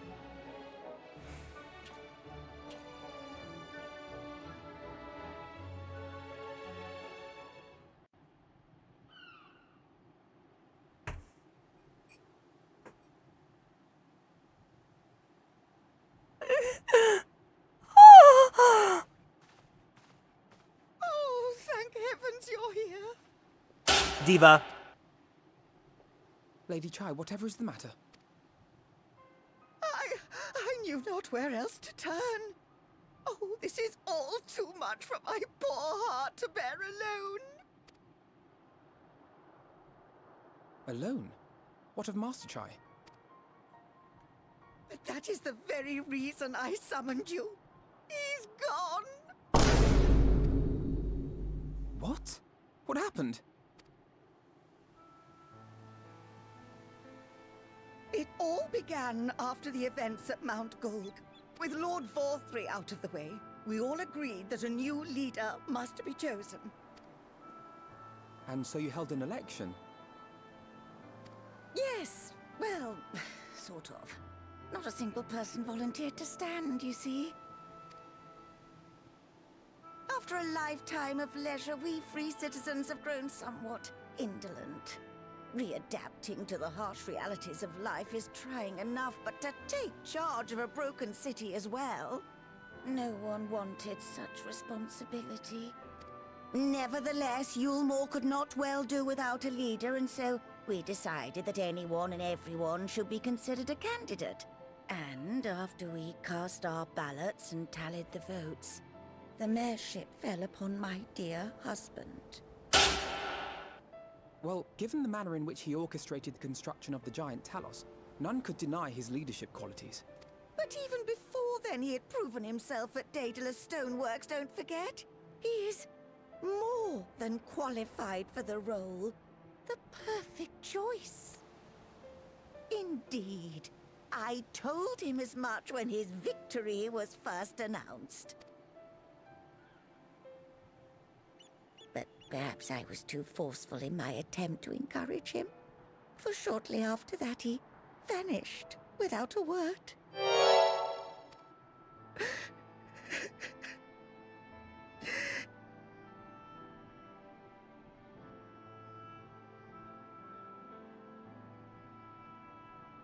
You believe he was so daunted by the burden of leadership that he felt compelled to flee?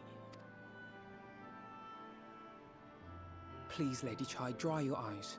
Your husband does not strike me as the sort of man who would abandon his duty, much less his beloved wife. There has to be some other reason for his absence. You truly think so?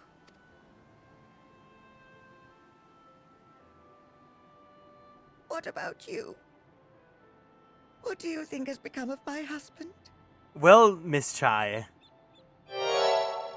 have you ever heard of the 7 mysteries of Honjo? I don't know, but whatever it is, he wouldn't have fled.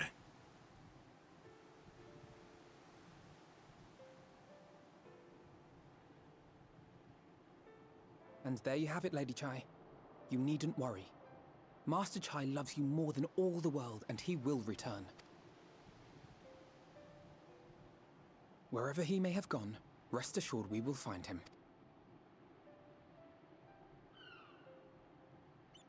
Not Tsutsumi!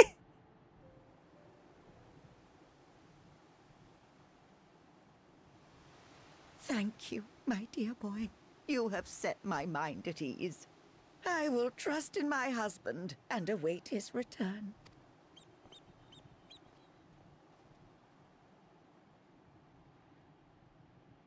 Oh my god, it was so funny. I was looking at my analytics just for the hell of it. And you guys want to see the emote statistics of how much you guys use each emote. This is the emote statistics. Yawina already is in 5th place, which is so funny. There you go. Now you know which is the top most used emotes. In case you guys want to rig it and like step it up.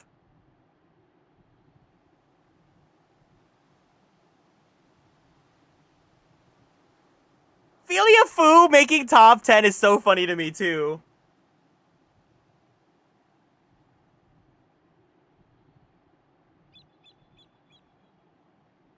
I'm surprised that Chopin's not as high as it could be.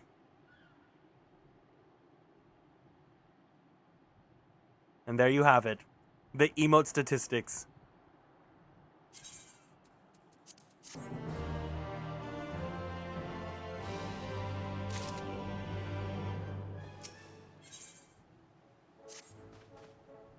Makes no sense for Master Chai to have left without a word. But even if he had, he would not have done so unobserved. Someone here will have seen something. I'm sure of it. We should split up and inquire as to whether anyone saw him leave or, failing that, they have any idea where he might have gone.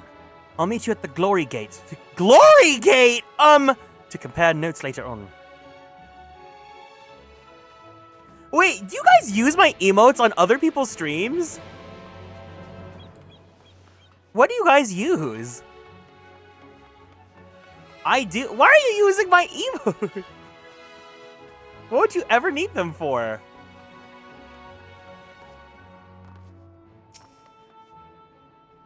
Master Chai?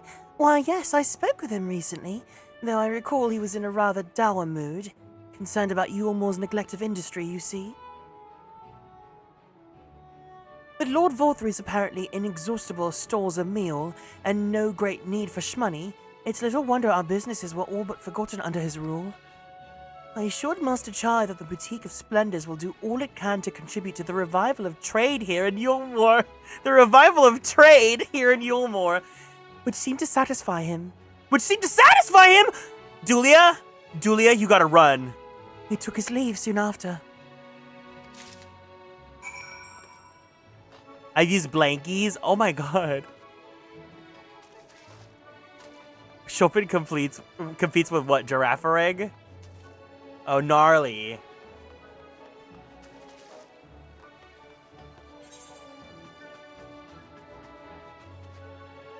Man, blankies makes me feel so nostalgic. I'm so grateful that I have that emote.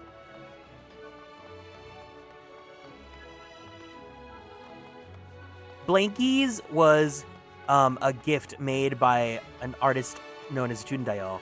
They actually did a Blankies for another streamer, but they haven't streamed for like a few years now. So they made one for me to match with them.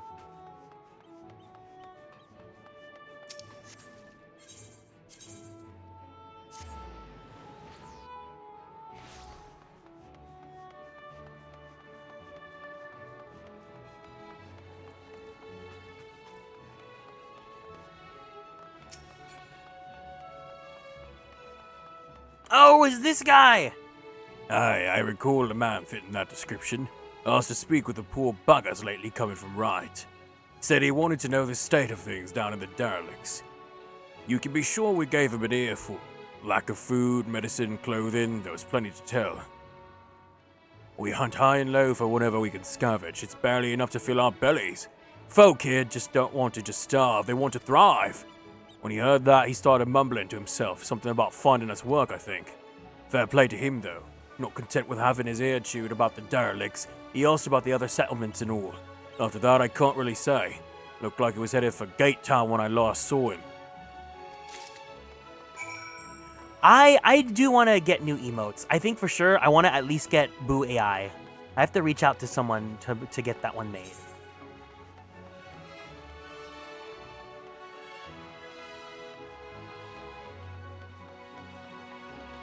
Maybe eventually... I feel like eventually it would be fun to get a Kieran Siren Plume, but I think I think for now we can still keep the super nanny one. I think eventually, in the case of like copyright, I'd be scared to like keep it up. But anyways, who cares? I don't think it's a big deal. Looking for Master Chai, are you? Is something amiss? When last I saw him, he seemed ready to collapse from exhaustion. I insisted he rest and catch his breath, and we talked for a while about his concerns over the city's defenses, amongst other things. He made more than a few valid points. Many of our men are still recovering after your confrontation with Lord Vorthry. Finding General Ranjit in a heap of the middle of the plaza shook us all to the core. The man commanded no small amount of loyalty. Some of our longest-serving soldiers seemed lost without him. Indeed, a number of them left. Not that we blame you, of course. Without you and yours, we would still be blind to the error of our ways. Anyway, funding permitting, I propose replenishing our ranks with volunteers from the derelicts at Gate Town. We have a duty to protect not only Yulmore, you see, but the surrounding regions of Calusia as well. I, for one, would welcome any man or woman or non-binary willing to take up arms for that cause. Indeed, I told him as much, and he seemed relieved to hear it. It was on that note that we parted ways. He headed outside, as I recall.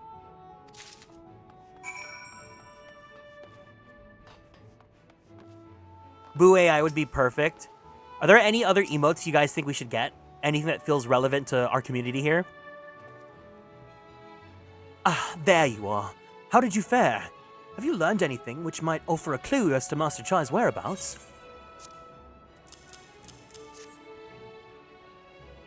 Pop and flop? Oh! Interesting. But pop as in like the word, or like is there like an art that would associate with it, like a pose or something? He apparently paid a visit to the Queen Bee as well. They discussed the possibility of granting admission to customers from outside of Yulmore, an idea to which the proprietor was surprisingly receptive. Pink bubble? I can make that myself then, that's easy. Sounds like he's got big plans for the place. Yulmore, I mean, not the Bee. Perhaps, but the question remains. Where did he go after leaving the city? Utena and Coldfoot? What would you want those emotes to be?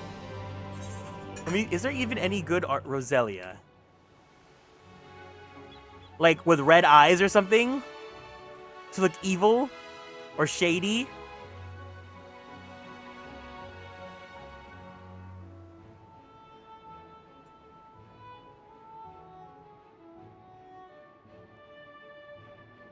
No, because why does this screenshot of her from the manga? She looks like a diva.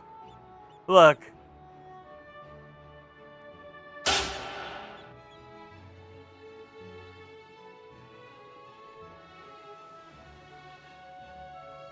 Why is this so perfect?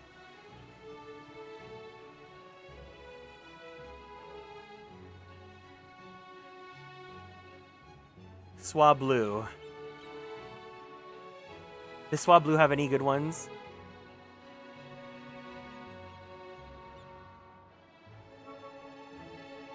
Oh, isn't there like a meme image of a wet Swablu? Wet Swablu.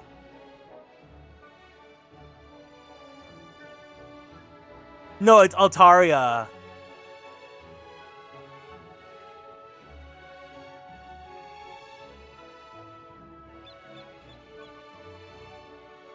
Should this be the representative of Cold Foam?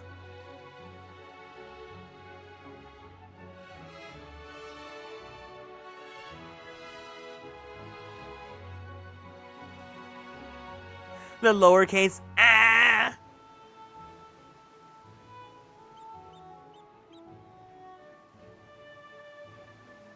The Roselia one's really funny.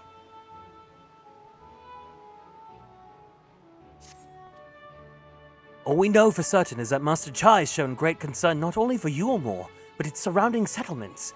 It seems logical then that having consulted within those city walls, he would wish to do the same to those without. Garrick, if you would make any inquiries in Right, I shall do likewise in Stilltide. Gate Town, I leave to you, Kaishir.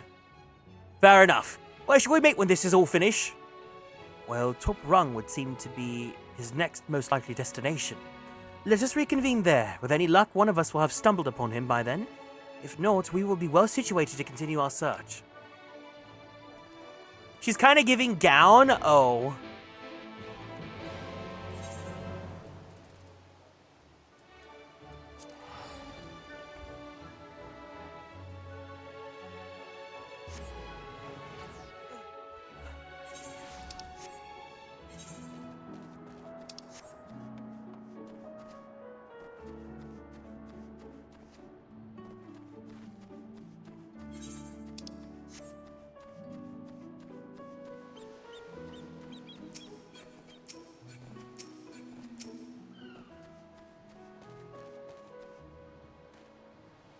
No, the name doesn't ring any bells.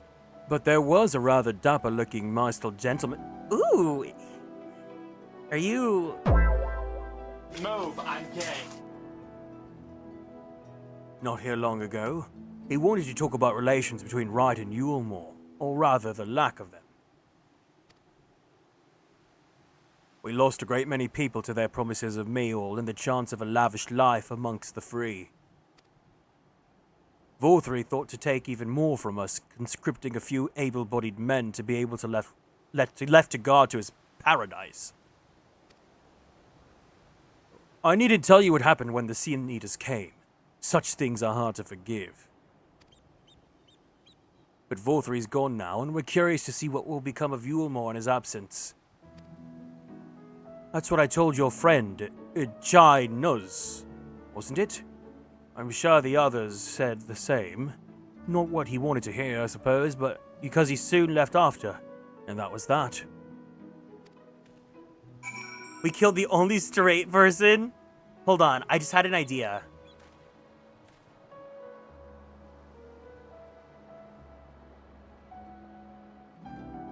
I had an idea. For the Boo AI one, I think it'd be so cute if we had the emote be themed like the Dragalia Lost stickers. If you guys remember those. This style looks so cute.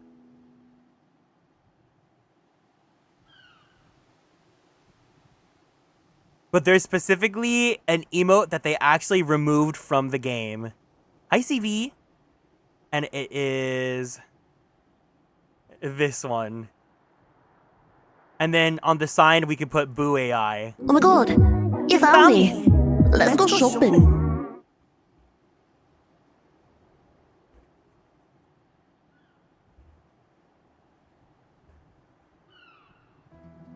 I'm gonna keep this one as reference.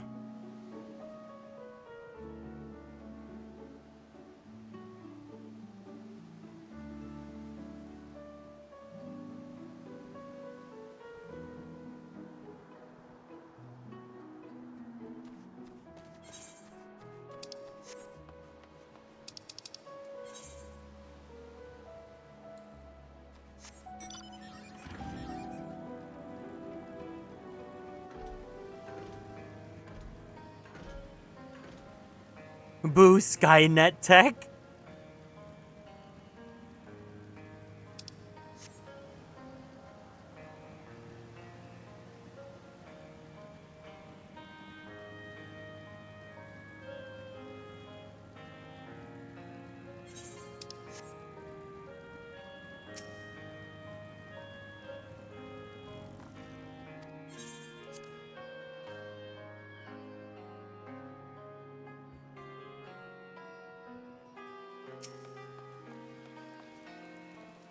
So he paid a visit to both Wright and Gatetown as well, did he? I see. Kaishir and I gleaned much the same. He seems determined to salvage what goodwill might yet remain among the settlements of Calusia, the only likely place he has left to go being Amity. Come, if we're quick, we may yet catch up with him.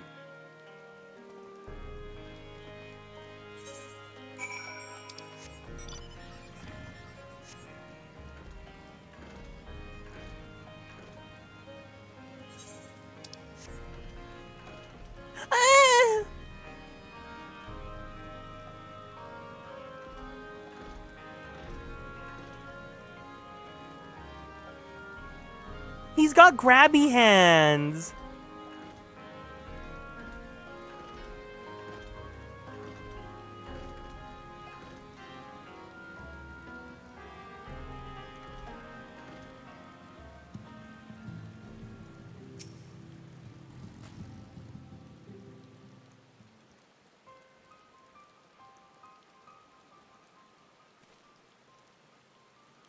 Eh?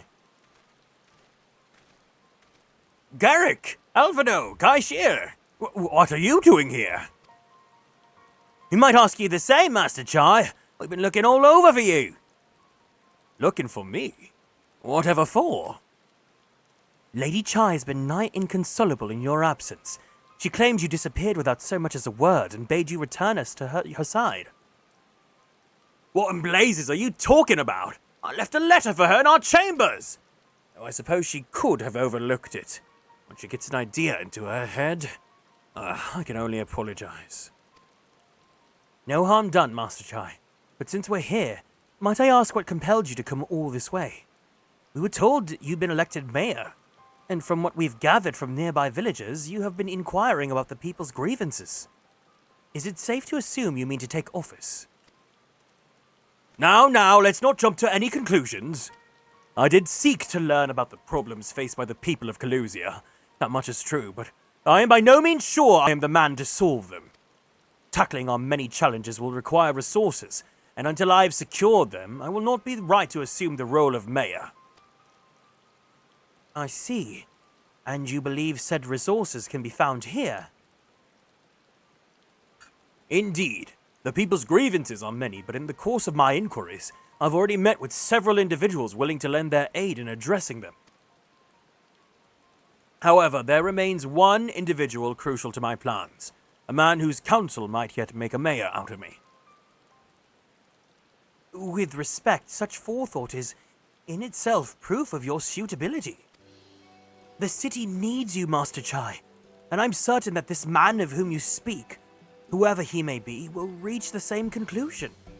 For what little it is worth, we will vouch for you should he require convincing. We believe in you, Master Chai.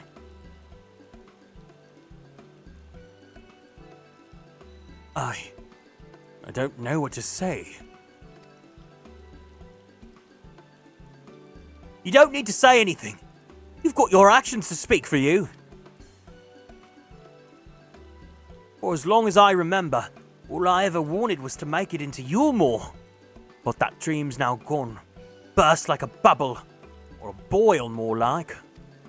Anyway, outside of repaying Master Alphino, I haven't had a clue as to what to do with myself. Spent most days in a daze. But you? You're running up and down trying to find a way to fix this mess for everyone. I reckon you can do it. You got this lot up Mount Gold, didn't you? How hard can mayoring be? They're gonna steer Yulmore to a better future. I know it. I want to help. Properly help. Do something that makes a difference.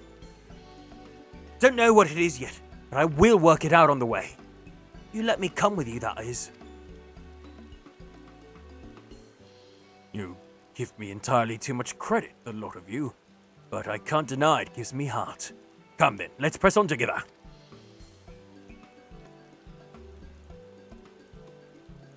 Thank you, Master Chai. We mustn't get ahead of ourselves. Yulmore needs more than a man with good intentions, which is why I am here. To find one with the experience needed to see the city thrive. Who is this man exactly? And are you certain he's here in Amity? Rendon is his name, and yes he is, or was.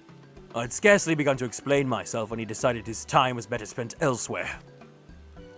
He served as chief advisor to Vorthry's father when he was in office. If Ranjit was the mayor's right hand, one might say Rendon was the left. Between them, they kept Yulmore on the road to prosperity. The city needs more than a mere man of business, which is why I must find him. But even if you do, what makes you think he will listen? Before giving chase, might it not be wise to speak with those who knew him here in Amity? May be able to shed some light on his reason for rejecting your overtures out of hand. Yes, I recall that makes sense. Perhaps we should start with Tristal then. As I recall, you made a rather favorable impression on him. I'm certain he would be willing to talk to us.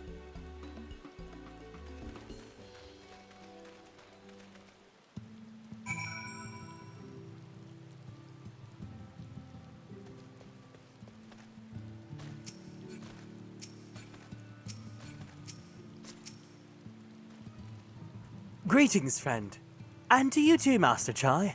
I presume we are here to ask after Rendon. I couldn't help overhearing your earlier exchange. Yes, well, with Vorthri gone, Yulmore wants for a leader. Should no one rise to the challenge, the city could very well collapse. I came here seeking Rendon's counsel in the hope that we could build a better Yulmore together. That is still my wish, but given how abominably you were mistreated there, I'll quite understand if you choose not to help. Worry not, Master Chai. I bear no grudge against you or the people of Yulmore. Not see you suffer for Vorthri's villainy. As you no doubt gathered from your meeting earlier, Rendon can be rather uncompromising. He has his principles, you see, and little patience for anyone he deems less committed to their own. Your desire to right the wrongs of your past, of Yulmore's past, is quite admirable. I fear the guilt you bear on the city's behalf works against you. I can see it in your eyes, in the way you carry yourself. It goes without saying he sees it as well. You must let those feelings go, Master Chai. Be more assertive. Commit to this course, and prove to him Yulmore has the resolve to change. The resolve to change. I believe he was heading towards Pit 8 when he left. If you plan to go and speak with him, I suggest you be firm and clear in your intentions. Very well. To Pit 8 we shall go. I will not take no for an answer. Nay, not even a maybe!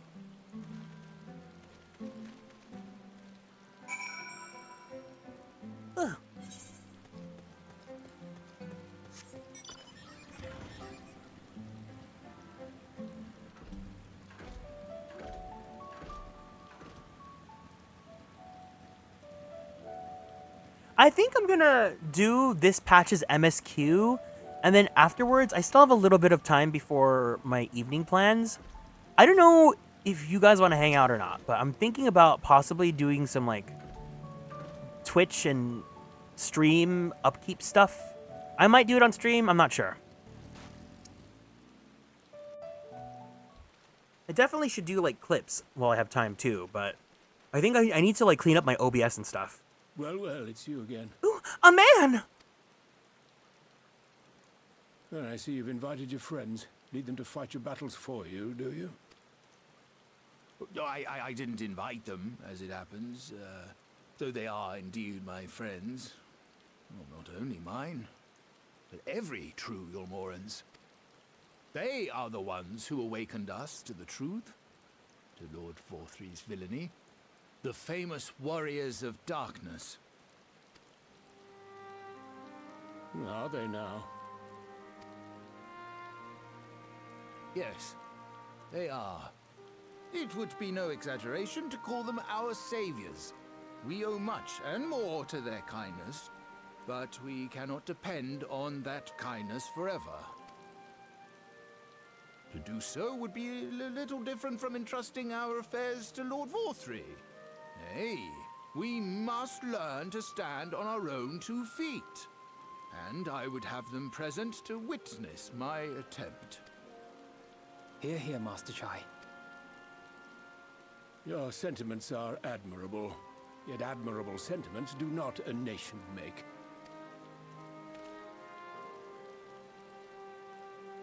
In my capacity as advisor, I once strove to build a better Yulmore. Gave honest counsel to my superiors, drafted laws for the benefit of one and all. But in time, my values fell out of favor. There was no need for them in this paradise Vorthri was creating. And so I left my homeland behind. But you, Chai News, you were content to wallow in indolence under Vorthri's auspices. And so I cannot help but ask myself what manner of nation you intend to build.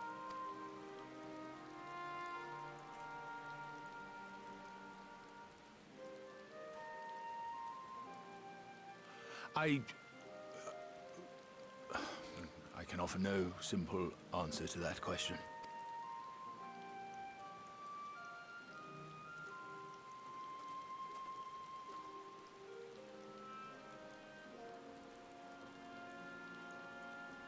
But this much I will say.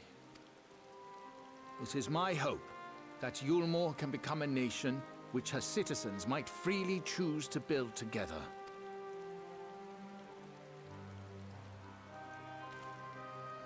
A great many people, myself included, flocked to Yulmore seeking sanctuary.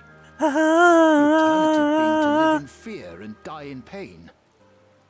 Seemed an easy choice. I cannot see that word without thinking of it now. And sanctuary we found. As much food and drink as we could ever want. Secured at the cost of the surrounding villages. Little wonder the people gathered at our doorstep, begging to work among the bonded. The free were blind to it all, of course. Content to, as you say, wallow in indolence. In ignorance. Were I mayor, I would first take stock of the city's resources and see that they were assigned equitably. Our days of reckless consumption are behind us. The distinction between free and bonded died with Vor3. The needs of rich and poor alike must be considered if our nation is to survive. To which end I would take steps to secure channels for supplies, rekindle relations with nearby settlements, who re-establish industry, reach out to neighboring nations, and the list goes on and on.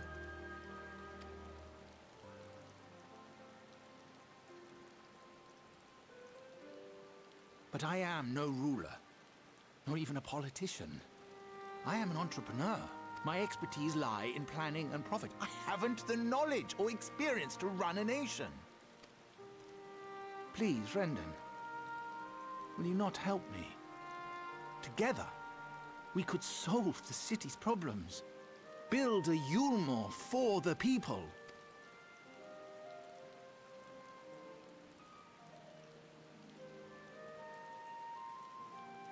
A Yulmore for the people.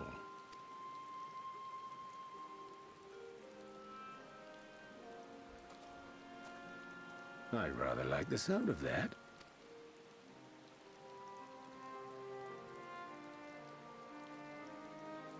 But before I offer you my counsel, I would be certain of your ability to perform the duties of office. You would? You ask me to help you solve Yulmore's problems, but first I would see you solve one on your own. Accomplish that, and you will prove both to me and the people that you are a man worth following.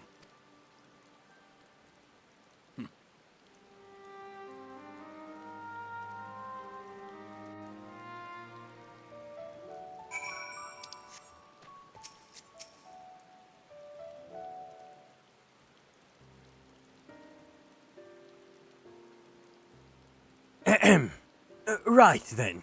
Is there a particular issue you would have me resolve? You seem to have conducted an assessment of the problems Yulmore now faces. I assume you will agree, therefore, that the matter of dwindling food stores is the most pressing.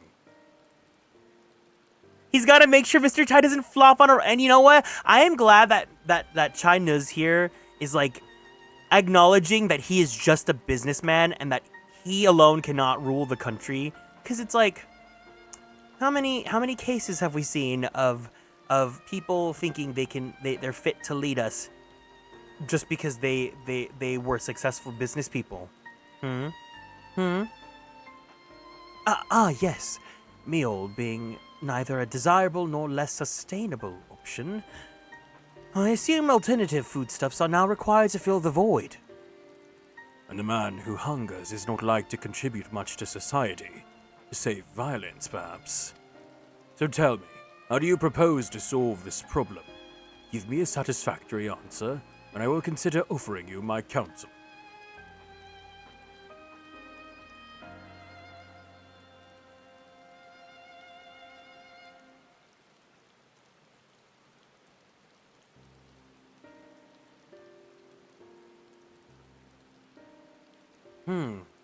A combination of measures would seem to be in order.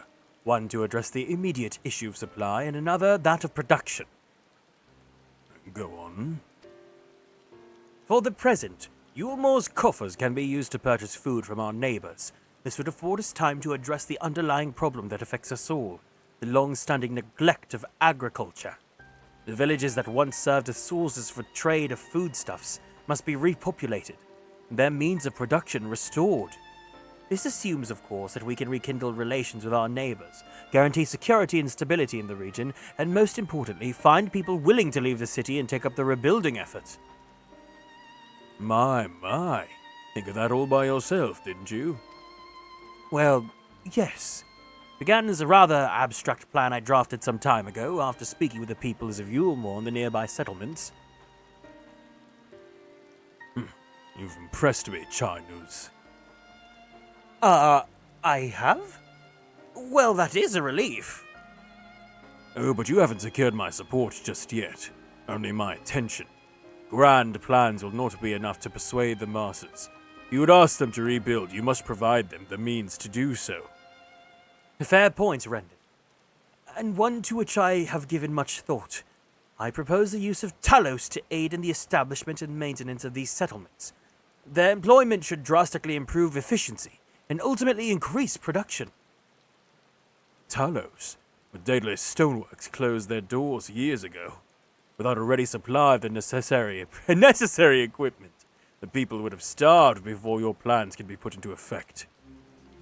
Well, as the heir to Daedalus Stoneworks, it just so happens that Talos are my field of expertise. With a little help, I'm quite certain we can acquire what we need in no time at all.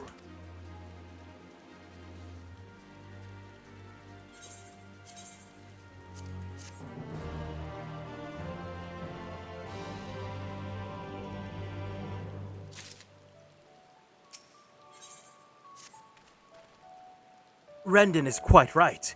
Building Talos from scratch would require time we simply do not have. Which is why I propose to make use of the long-abandoned Talos which wander the wilds of Pelusia. They will need to be deactivated, of course, and if memory serves, the tools required to do so should still be at top rung. Come with me.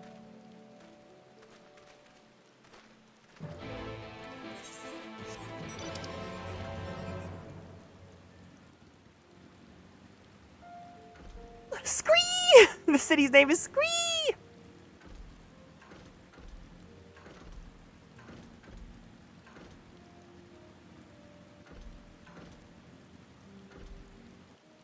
I feel like whenever I play this game, most of the time, it's always nighttime in-game.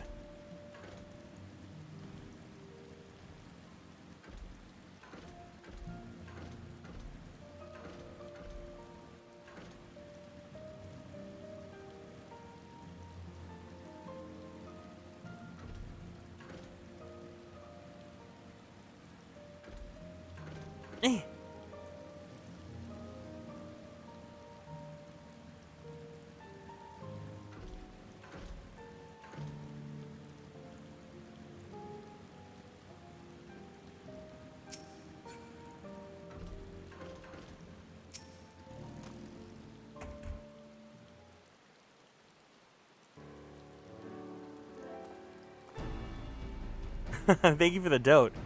Aha! The old memory hasn't let me down! Its chest contains canisters filled with a dashingly potent insulating powder capable of halting the flow of ether in a Talos. We need only get within throwing distance of one and let fly, thus disabling them without damaging them. Ingenious! An old trick of the trade, nothing more. Once disabled, it should be a simple enough matter to get them to march to Yulmore. More extensive repairs can wait. Ordinarily, this is where I would ask you to run along and do the deed, but as I've said before, it's high time we learn to stand on our own 2 feet. Thankfully, throwing canisters is something even I should be able to manage. Come off it then, Miss Master Chai. Even if the Talos ain't a threat, there's 101 other things out there waiting to make a meal out of you. Maybe, Kaishir, but Rendon tasked me with solving this problem, and I will not sit idly by while others risk everything to see my harebrained schemes realized. Not this time! Which isn't to say the mere thought of it doesn't fill me with dread.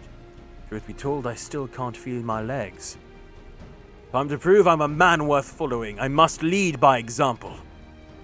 Well said, Master Chai. Here, here! Yes, well, it should go without saying that I have no intention of dying for this. I've always preferred living to see the fruits of my labors. No, to make sure that I do, I will require your help. It is as Kai Shir says, these lands are dangerous if one is not careful. I would ask you to use my spyglass to look out for any beasts that could get in the way of my work. I'll also need you to alert me when it's safe to subdue the Talos. Understood?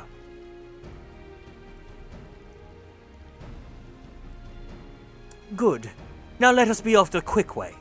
Through the north gate and see if we can't find a suitable vantage point for you.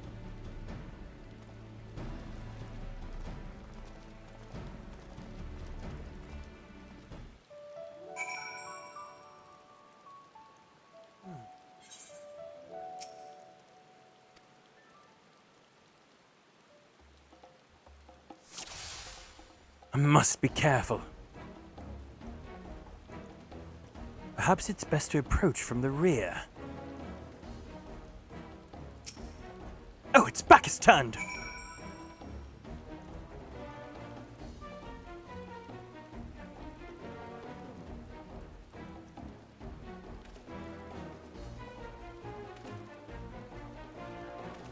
Huh!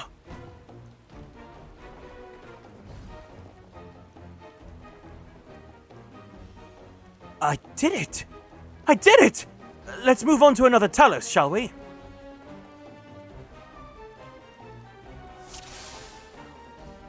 Curses! It's not alone. Calm yourself, old boy. Everything will be fine.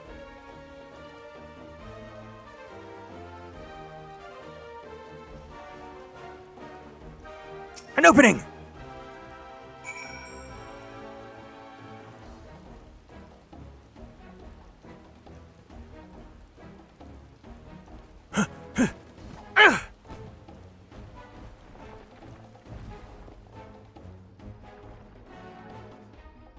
I do believe I'm getting the hang of this.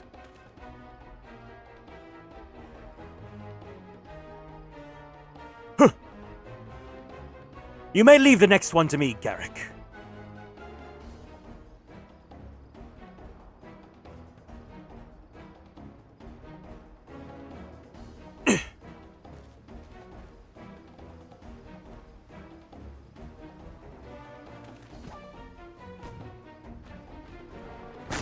This is what a superstar looks like. Ha ha! That should do it. Now we have all we need to proceed.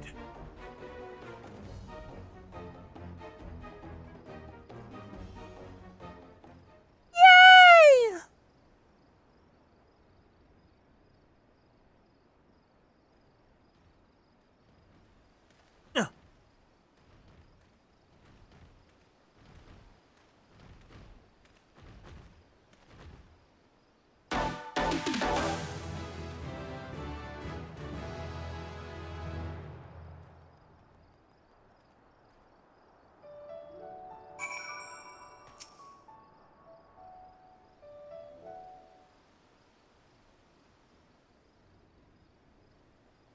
I can scarcely believe it. It was a reckless, foolish plan, but somehow it worked.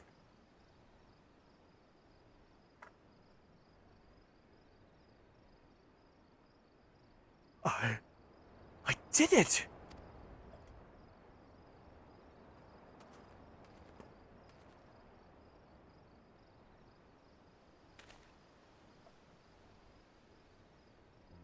Master Chai, I believe I owe you an apology.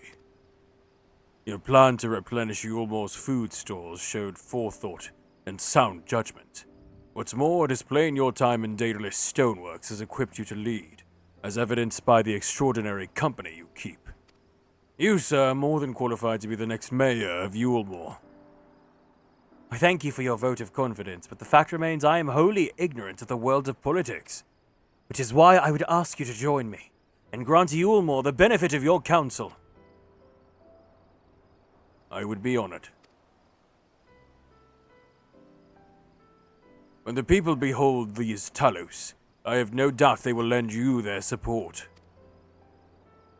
It would seem Yulmor's leadership is at last in capable hands, would you not agree?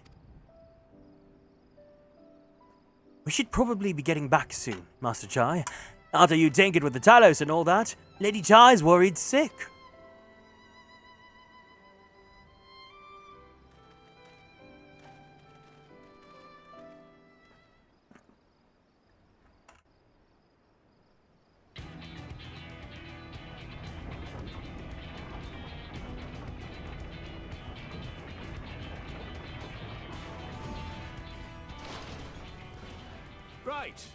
Right then, form a line and make for Yulmore.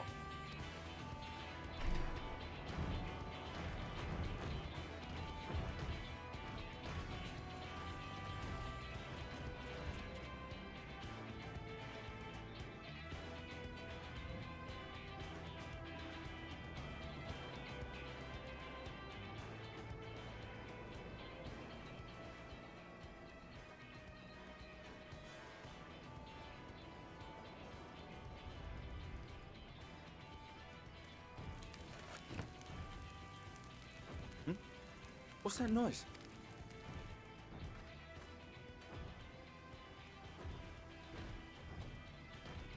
Wicked White! Runaway Talos! Call the guard! It's gonna make us do math!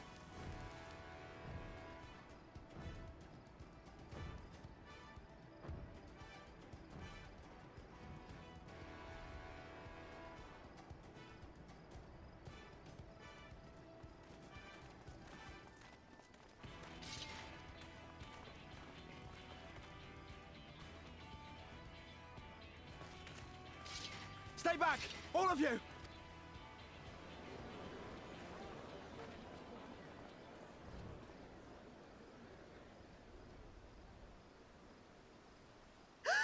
Is that...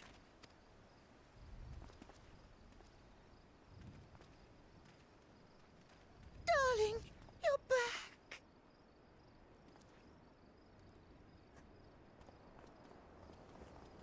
But of course I'm back. You didn't see... Dearest, I can't... Ah!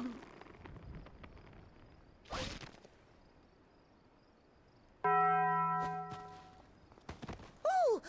Oh dear.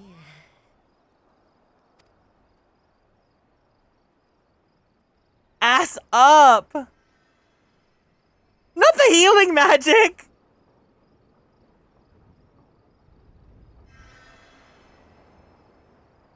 Oh, thank you. I'm sorry, my darling. It's just the sight of you filled me with such joy, I couldn't help myself. Oh, no, it's all right, dear.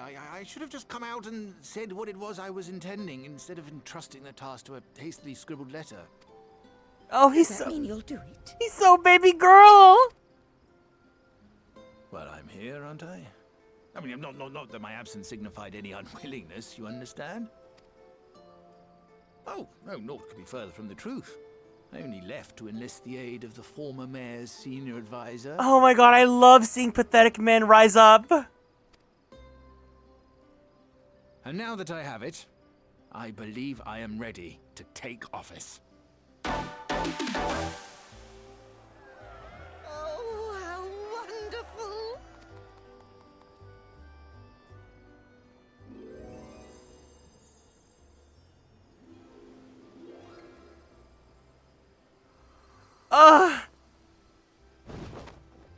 He's so lucky to have her. Oh! Dearest, please. Now, where can we get that camera filter, 14? I want that camera filter.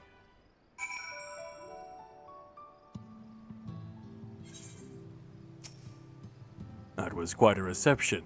One Master Chai will struggle to forget. More seriously, the arrival of the Talos has seized the public's attention. Once word is spread around Yulmore, it would make it much simpler to gather one and all so that Master Chai can make his inaugural address. Inaugural! Thank you again for finding my husband. I confess I was not expecting your return to be quite so grand. Oh, that sweet, dear man. He's going to make the most wonderful mayor. I just know it. I'm fine. I just need a moment.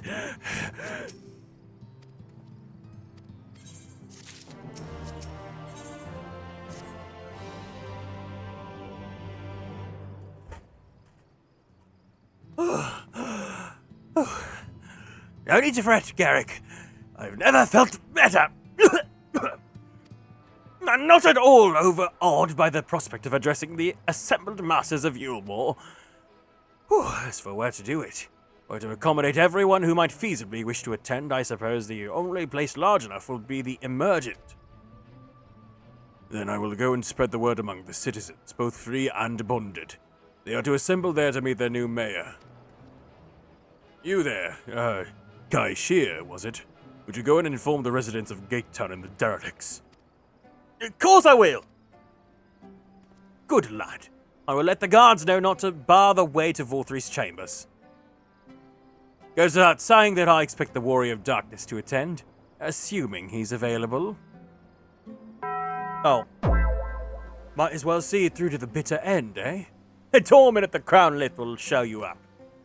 Julia tries giving Vara energy, snapping her husband like a twig, but I like that she's a diva. This is the one het couple I will allow. Julia Chai, the way that they made her a diva.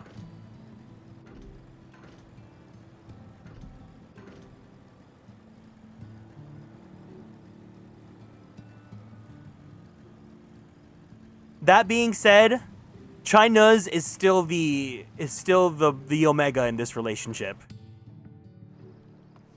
I know they could have very easily made her evil, but instead they made her such a sweetheart. They could have easily made her either evil or just one big joke.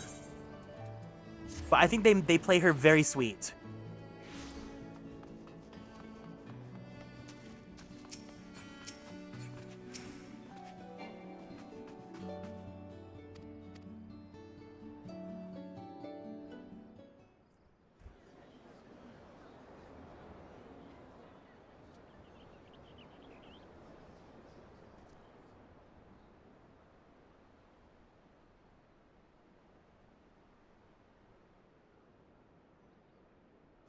Go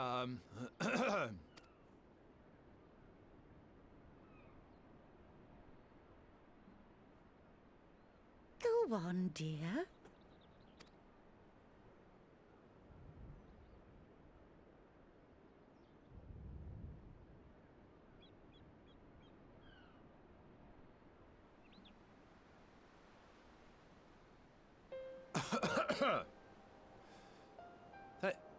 Thank you all for gathering here today. But before going any further, could I ask the free citizens of Yulmore to look around?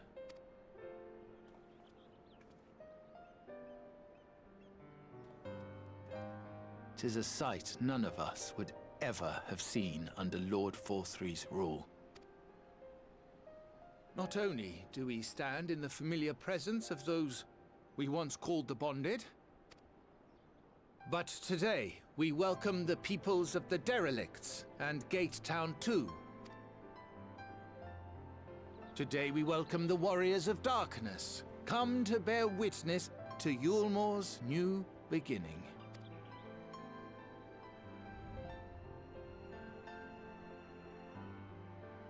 As you know, an election was recently held, at the end of which I had the honor of being chosen to succeed Lord Vorthry. You place great faith in me, and I promise to do my utmost to live up to your expectations, and I will seek always to carry out the duties of this office with integrity and fairness.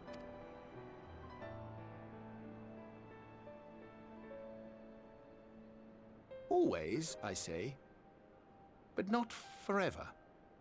Let it be known that I do not intend to hold this post indefinitely. I consider myself but an acting mayor, who will serve only for the interim, while Yulmore is reshaped according to a new set of values.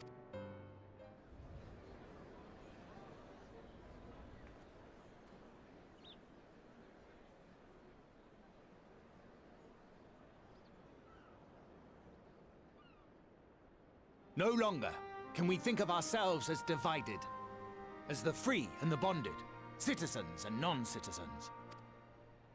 The systems put in place by Lord Vorthry must be undone. But even as we tear down the old, we must give thought to the new, to what manner of nation Yulmore should become. Whatever the answer may be, it cannot be decided by one man alone. And so I propose that an open forum be held, that we might all discuss how best to strive towards a better future. However, there can be no talk of the morrow unless we first address the issues of today.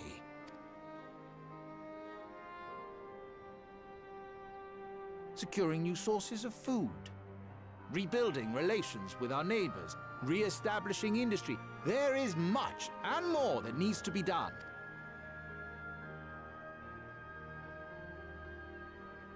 Too much for a mere man of business. And so I pledge instead to do everything in my power to ensure our city's security and stability while we all work together to see these problems solved. The road before us will not be easy, and I know full well how daunting the prospect of honest labor may seem to some of you.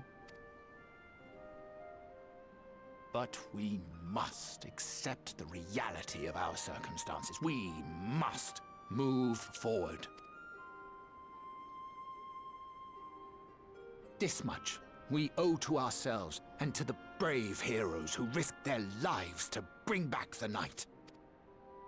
Once we have shored up our city's foundations and regained some semblance of normality, let us reconvene to speak of the future. Until then, I humbly ask that you lend me and each other your strength. For Yulmore!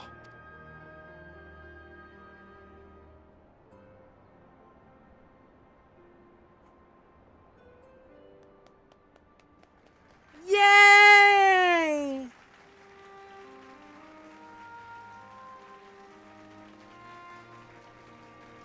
Clap.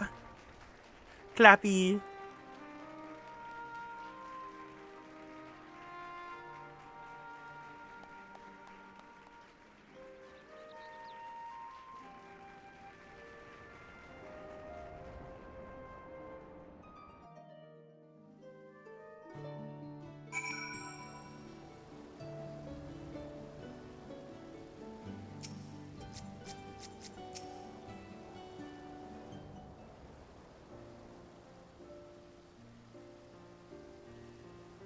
That was a fine speech, Master Chai.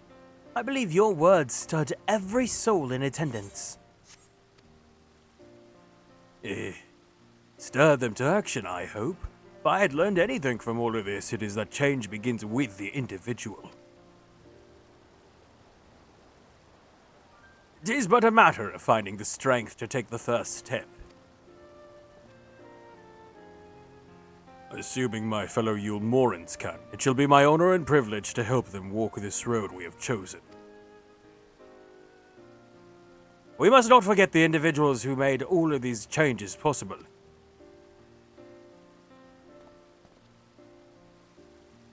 Were it within my power, I would carve a tribute to your heroism in the very stone which this city stands.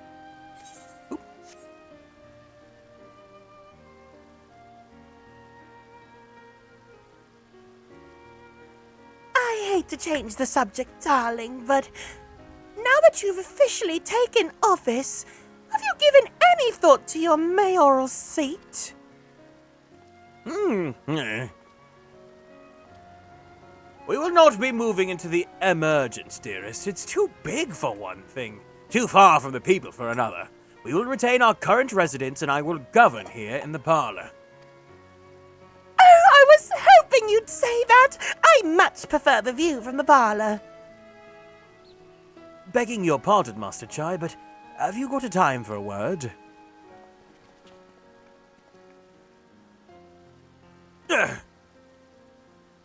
Yes, of course, Hathen, bet.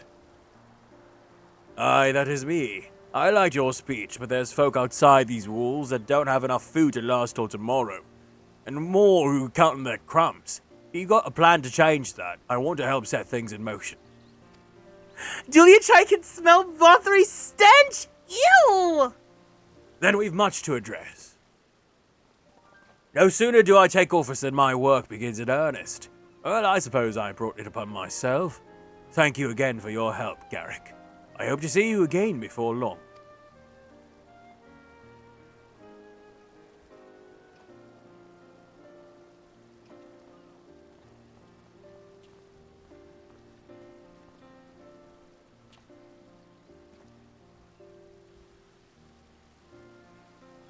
What a day! I don't know what it means exactly, but I do know I've got plenty to think about.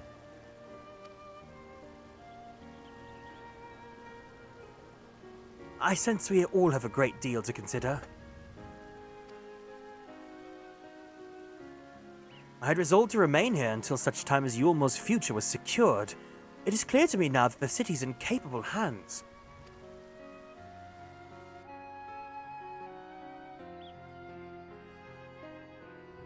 I have every confidence they will find their way. I believe it's time we went on ours.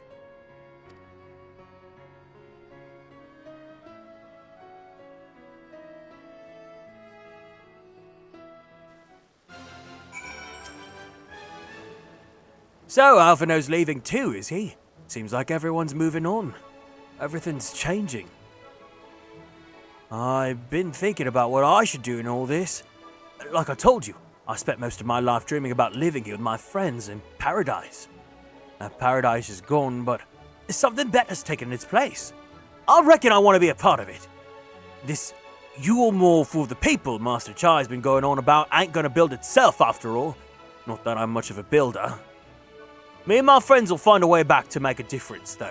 Help keep things changing for the better. Far nobler dream than the one which you clung to before, and one I am happy to say we share. Whatever path you choose, I will pray for your success. Well, when you put it like that, there's no going back, is there? Got a few ideas on how we can do our bit. Just a matter of taking the first step.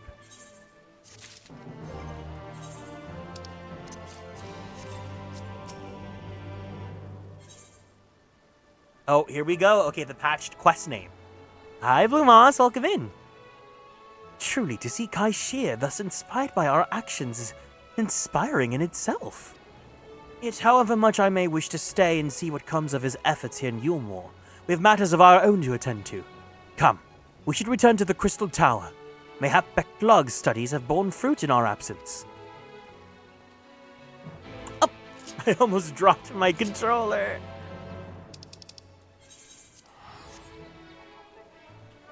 Bye-bye, Yulmore!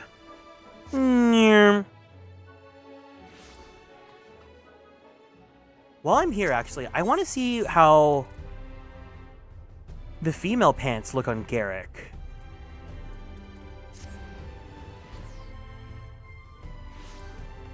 How expensive are they right now? Have they gone down in price?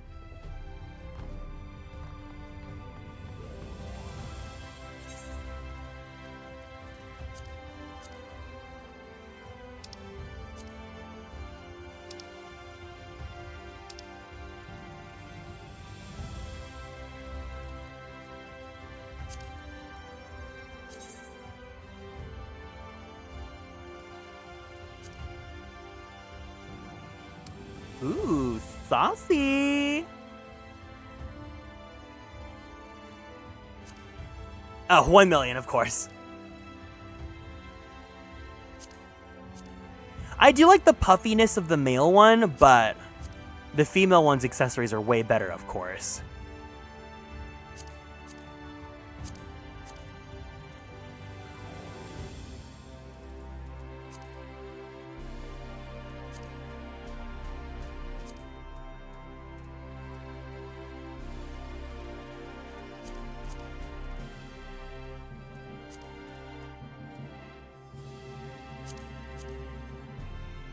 Why does this one look like Emmett? Like Star Wars Emmett?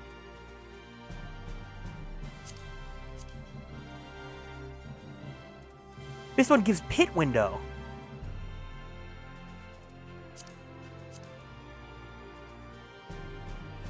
Yeah, no, I don't really like this one on him. Oh, this one's good, though. The Chiton of Legend. Hi, Oriana.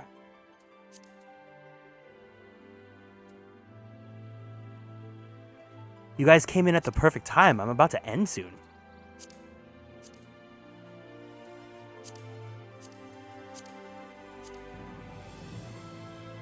Oh, lol.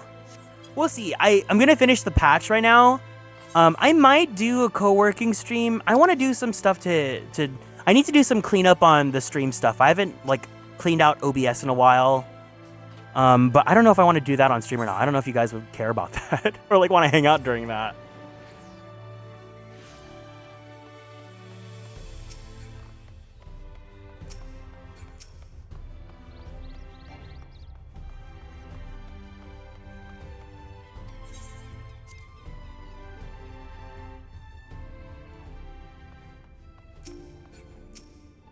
If not, I'm gonna stream tomorrow.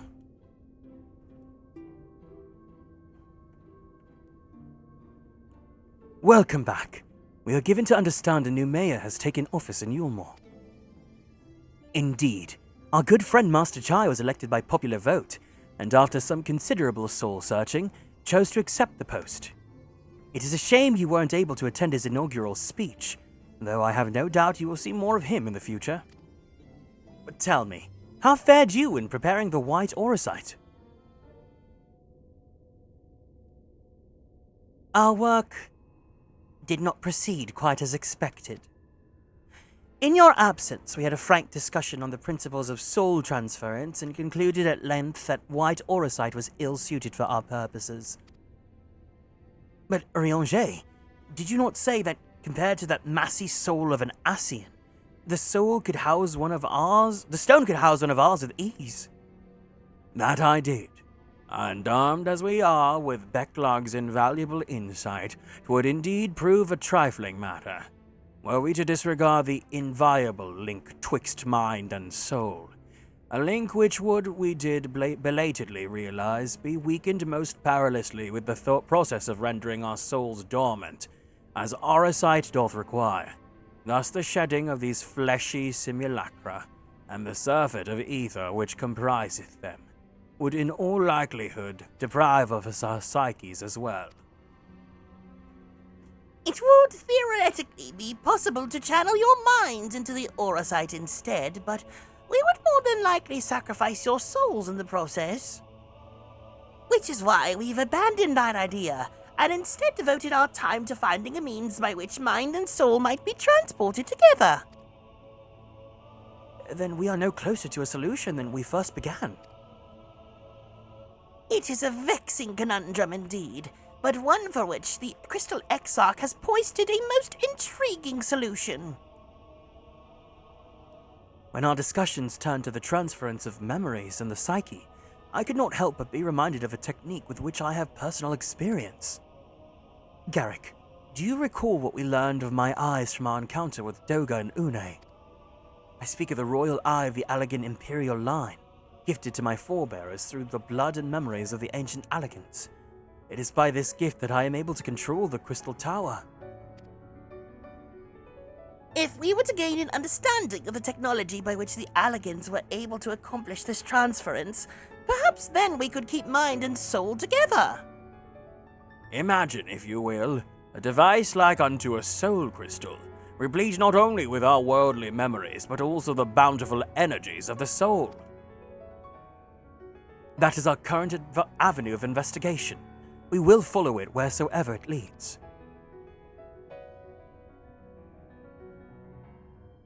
While we are thus engaged, I think it best that Garrick return to the source and inform Kryl and the others of our findings. Agreed. I imagine Tataru will be relieved to hear that we've made progress of a sort. Then I would beg leave to relay our findings unto Thancred and Reen, and to assist where I may in their investigation of the empty.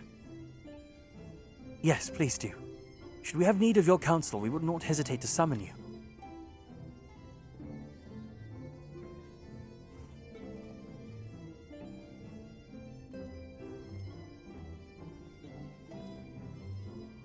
Give our regards to Tataru, won't you?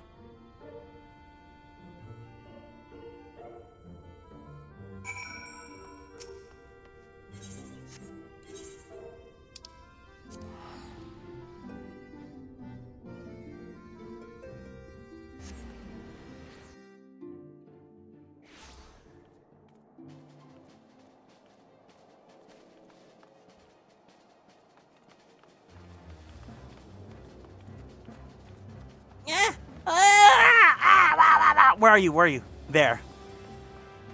I get lost.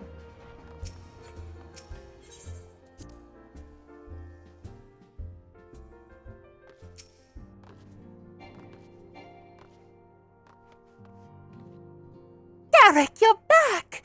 How did everything go in the first? Wait, don't tell me. Cryo will be here shortly. She'll want to hear too. She's just tending to the others.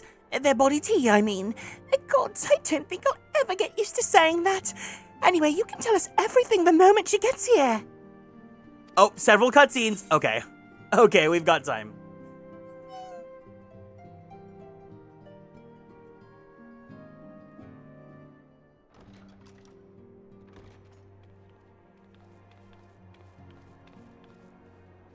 Sorry to keep you waiting. I love that every cutscene Cryo's in, it's fully voiced. I've carried out the treatment as per Master Matoya's instructions. It should slow the destabilization of their corporeal ether quite significantly. But tell me, how fare our friends in the first?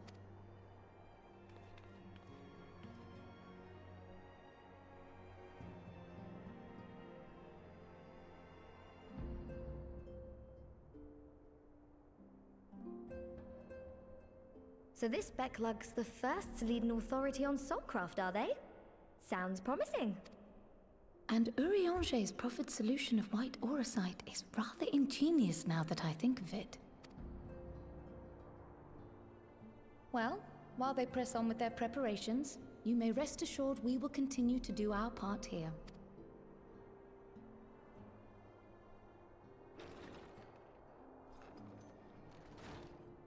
Oh, you're back.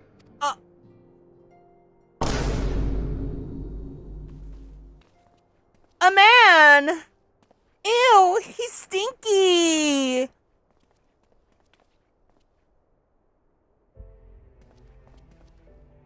And none the worse for wear, I see.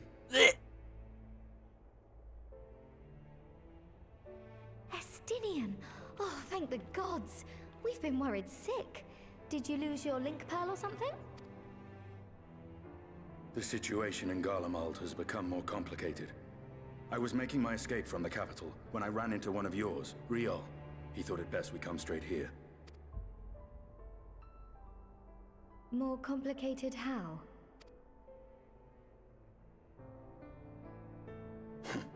Where to begin? After entering the Empire via Razat Han, I went about my mission of investigating Black Rose.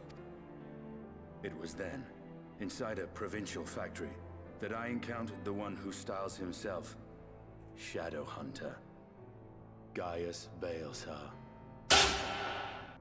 Our goals being apparently aligned, we joined forces and ventured on into the heart of the capital, to the very Imperial Palace itself. There, we found a man whom all assumed dead.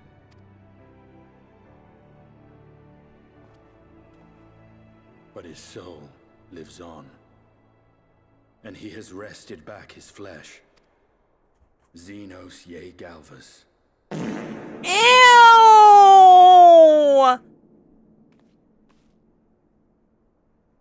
Nor did the surprises end there. For no sooner had we arrived than he murdered his sire in cold blood. The Emperor is dead. This sent Gaius into a rage, and he charged in, blade drawn.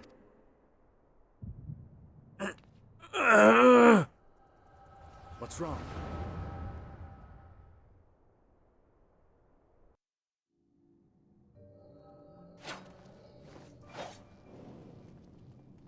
Ew, ew, ew, ew, ew, his nasty spaghetti hair!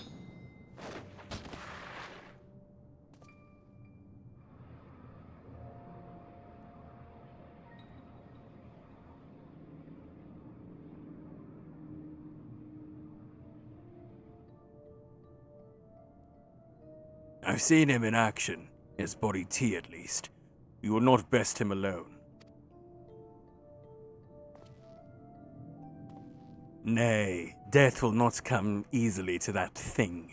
If you would join me, then by all means. What good will it do? the Black Wolf, and the Azure Dragoon. I suppose this might suffice.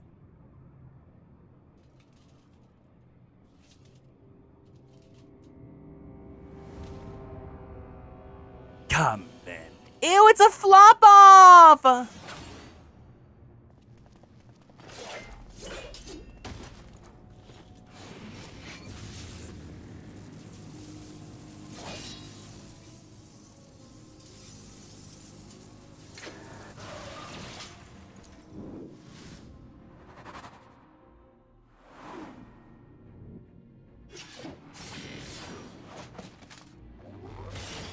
This always confused me. Why did Gaia seem angry that Xenos killed the Emperor? I think... Well, because... Wasn't he, like, privy to... Xenos coming back? Like, he's suspicious, right? Of, like, the whole him being back after knowing that he's dead. Ah, the simple pleasure of one's own flesh. Truly, there's no place like home. Abomination.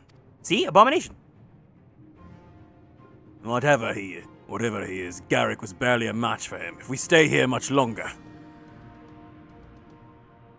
Emperor Varys! Your Radiance, are you alright? We may wear out our welcome.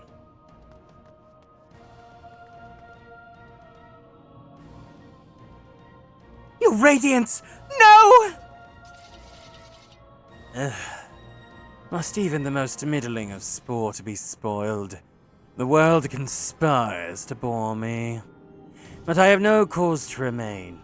I leave these vermin to you. Xenos!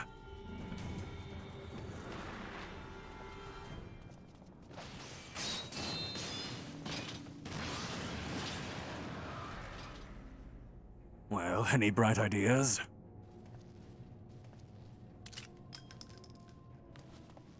Just one.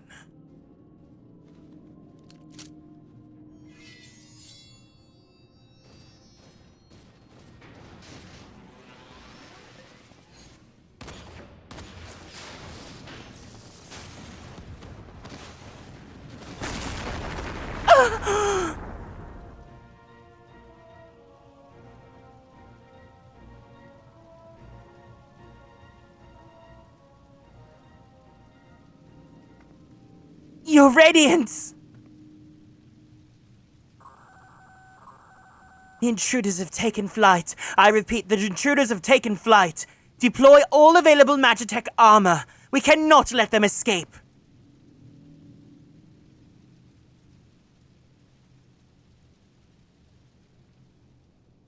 Yeah, Hinari did the Dusk series for Atelier, so that's Atelier Aisha, Atelier Escanlaji, and Atelier Shally. Well, Atelier likes to have the same artist for... Oh my god. Atelier likes to have the same artist for each sub-series in the franchise.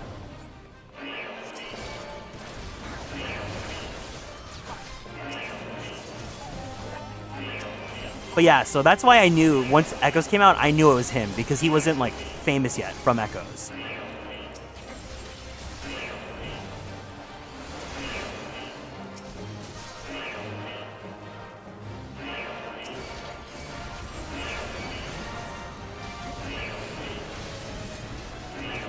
I love that Estinian has 3 buttons.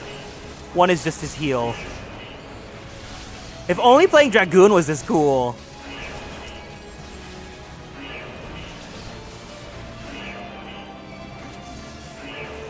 Let's keep moving. Ugh, there's no end to them.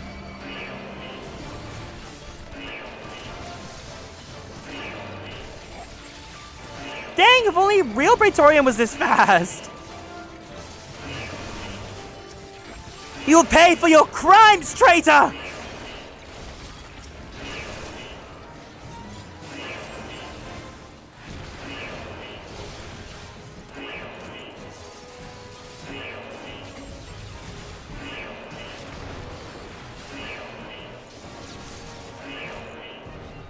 Anya, on my mark! I think not! Damn it!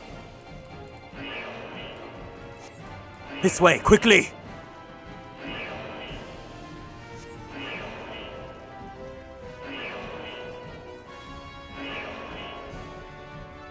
We will make ourselves easy marks by moving together. I suggest we split up. All right then, I'll take the low road, so to speak. I'll see you outside. Stay safe. That is cool that we get to do this little escape sequence.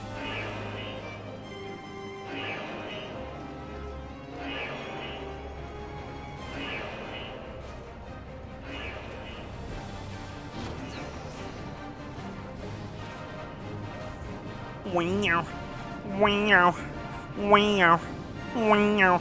Wow.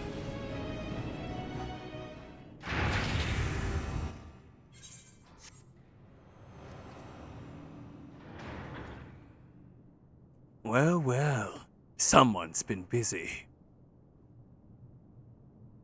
The ultimate weapon? Oh, man!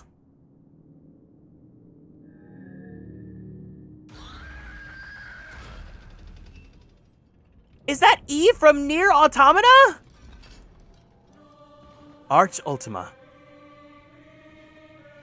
And you would bar my way, would you? So be it. Come, Nidhogg! Lend me your strength! Ah!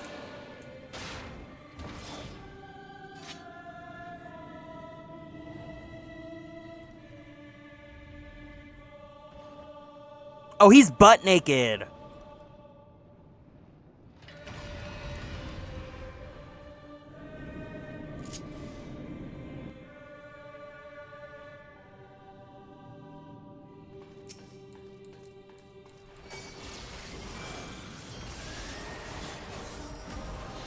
Initiating synthetic Orosite system. All systems now functional.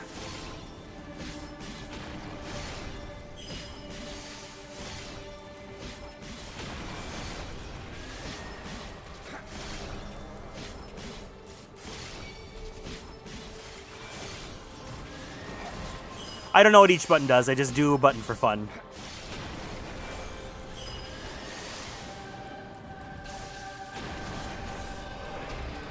Oh, but I don't have potions anymore.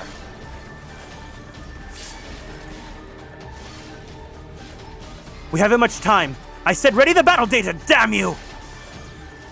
Now loading sample data 14.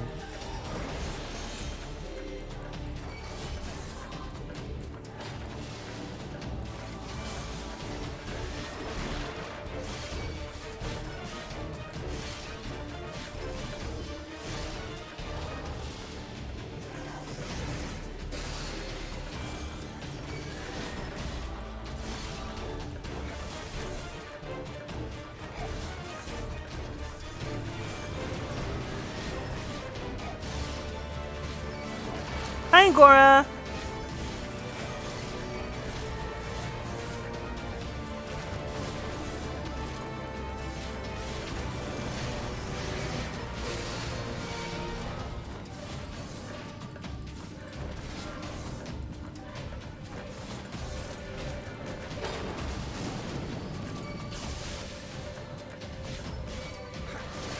Which one's my AoE? Oh, no.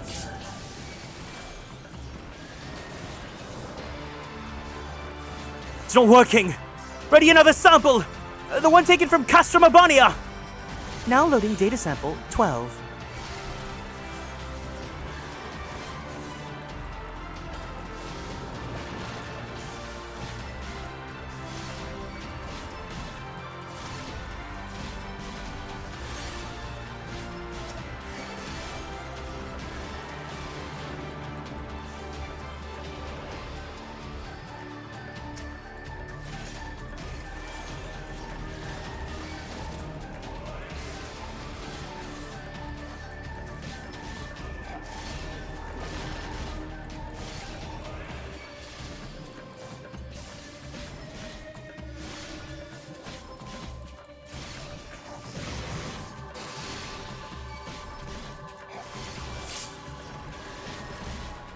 Increase generator output to maximum! Activate the Magitech field! Full power!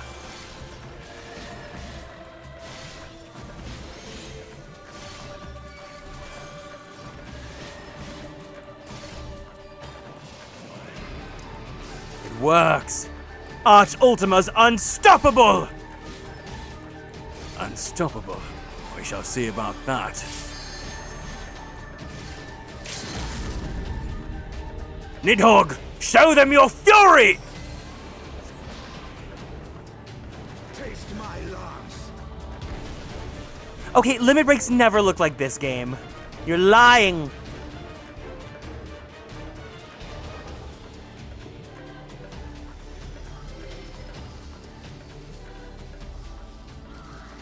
Oh, the man! No, the man's crying!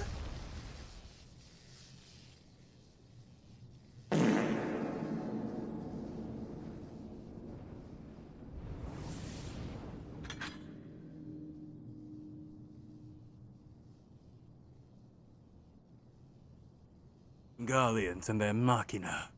Now, where are you, Gaius?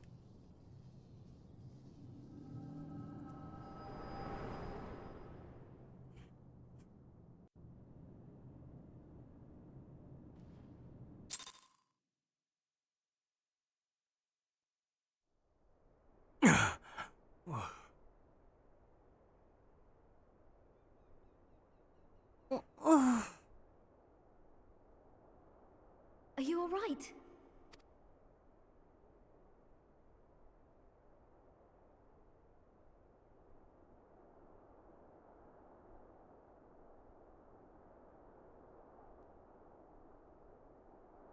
Peer into my past, did you? Yeah.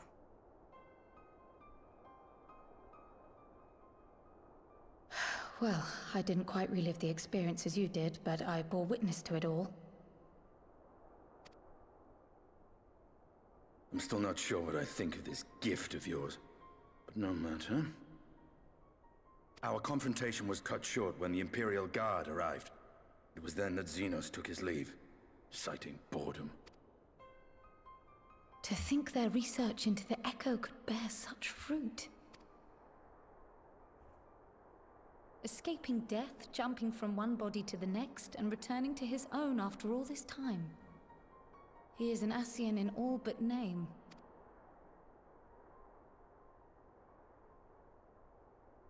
It beggars belief, aye. But no more than a hero traversing the rift between worlds.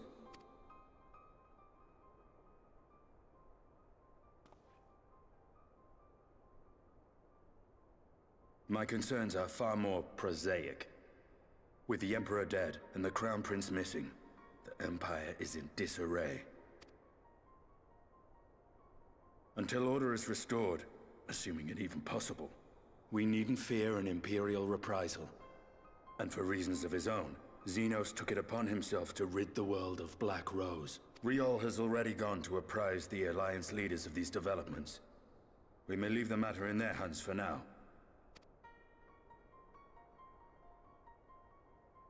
Then perhaps we have seen the last of the fighting at Gimlet. Though, if it comes to civil war, I cannot help but fear for the provinces.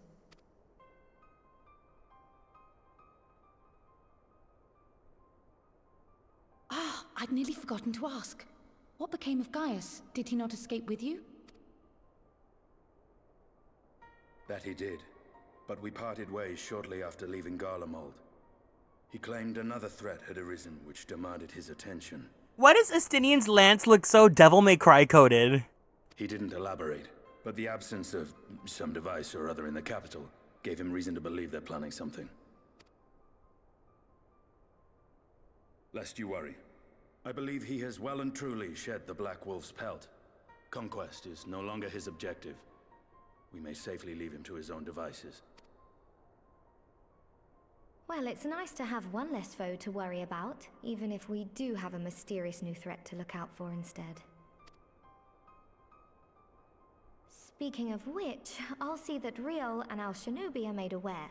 Though we still know next to nothing, it can't hurt to be vigilant.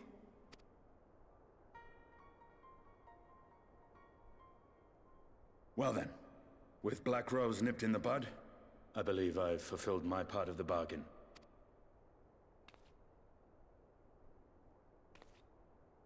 That's true, but with the Archons still slumbering away, we were hoping you might agree to stay with us for a little bit longer.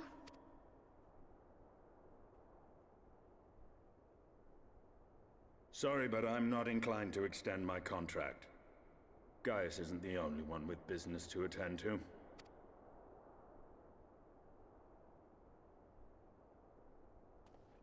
Thank you for your help then, Estinian. I see why Alphino admires you so. Oh.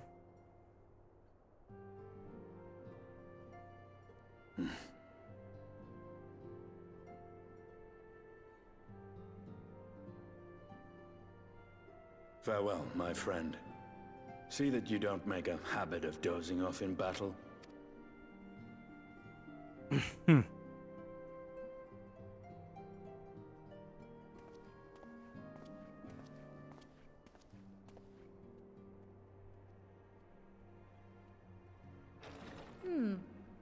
I suppose we should all be getting on then.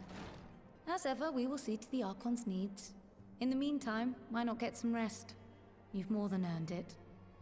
Go on. I always love when they're like, go get some rest, as if that's not gonna like trigger the next crazy world-ending plot to happen. You must be shattered after all that hopping back and forth between worlds. Why not stay here and rest for a while?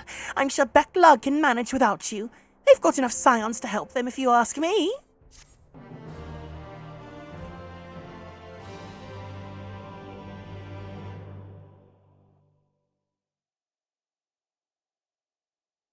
Meanwhile, in Garlemald.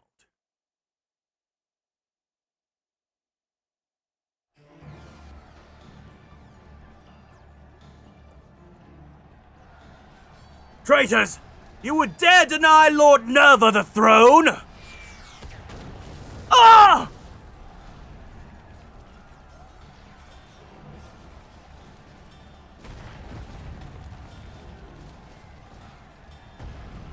Onward!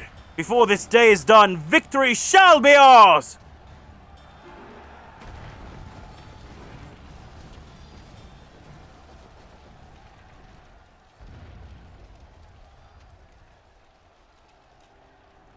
Ew, ew, flop, flop, flop, flop, flop, flop, flop.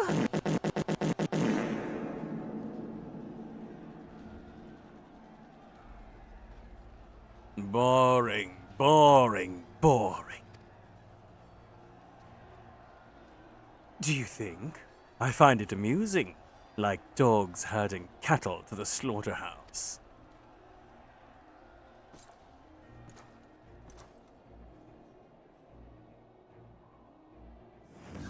Two flops do not make a pop. Not you. You're soulless. Who are you?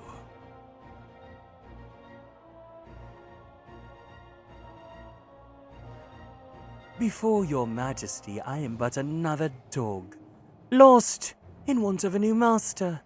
A hunting dog, if you should wish it so. For I know full well the prey you would seek next. Zodiac.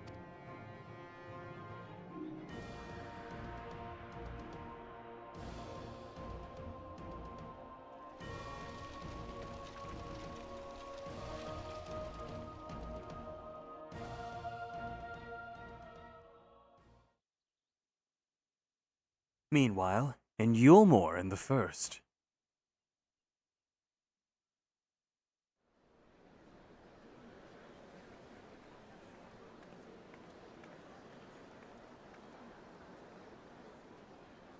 Did you hear? The mayor's reopening Daedalus Stoneworks and they're looking for laborers! There's talk of resetting some old abandoned villages too. They're even laying on free Talos to anyone who's willing to make the move. Free Talos? Oh, we best get packing! Steady work, board and lodging. If that's not a recipe for hope, I don't know what is. The booty shorts! Artbird? Hope.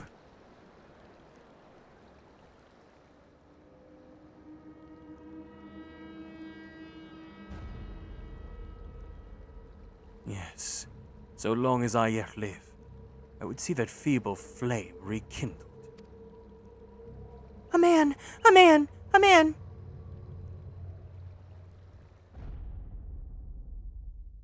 It is my destiny to see our dream fulfilled.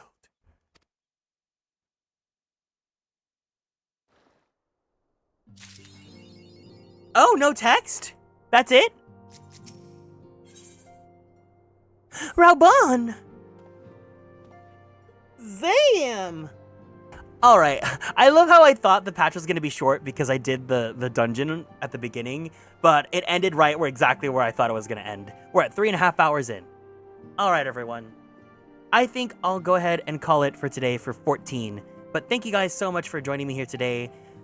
If you guys are new here and you guys want to keep up on all the socials, feel free to join us on Twitter, YouTube, TikTok, and Blue Sky at Atelier Kieran. If you guys want to join the Discord, there's a channel point redeem that you guys can pull, but you guys gotta be adults if you're watching my stream.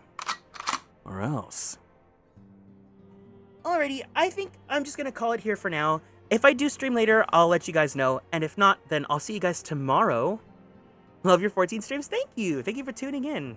Tomorrow, I think I might do 14 in the day and then Tokyo Mirage sessions in the evening. We'll see what I feel like. But either way, thank you guys for joining me. Remember to be kind to yourselves, be kind to others, be the change you want to see in the world, and most importantly, stay true to who you are. I love you guys so much, and I'll see you guys soon, okay? Otsu! Kieran! Oh! Oh no! Damn it, I missed it! Oh. I missed it. Oh. We could raid Gar. I was gonna raid, I had his stream ready up. We'll go raid Gar. He's playing Pokemon Crystal. But anyways, damn it! I wanted to be first and I missed it! Alright, everyone. I'll see you guys later. Take care, guys. Send the hi, hey, hey, send the blankies, all that good stuff. I'll see you guys soon, okay? Atsu, Kieran!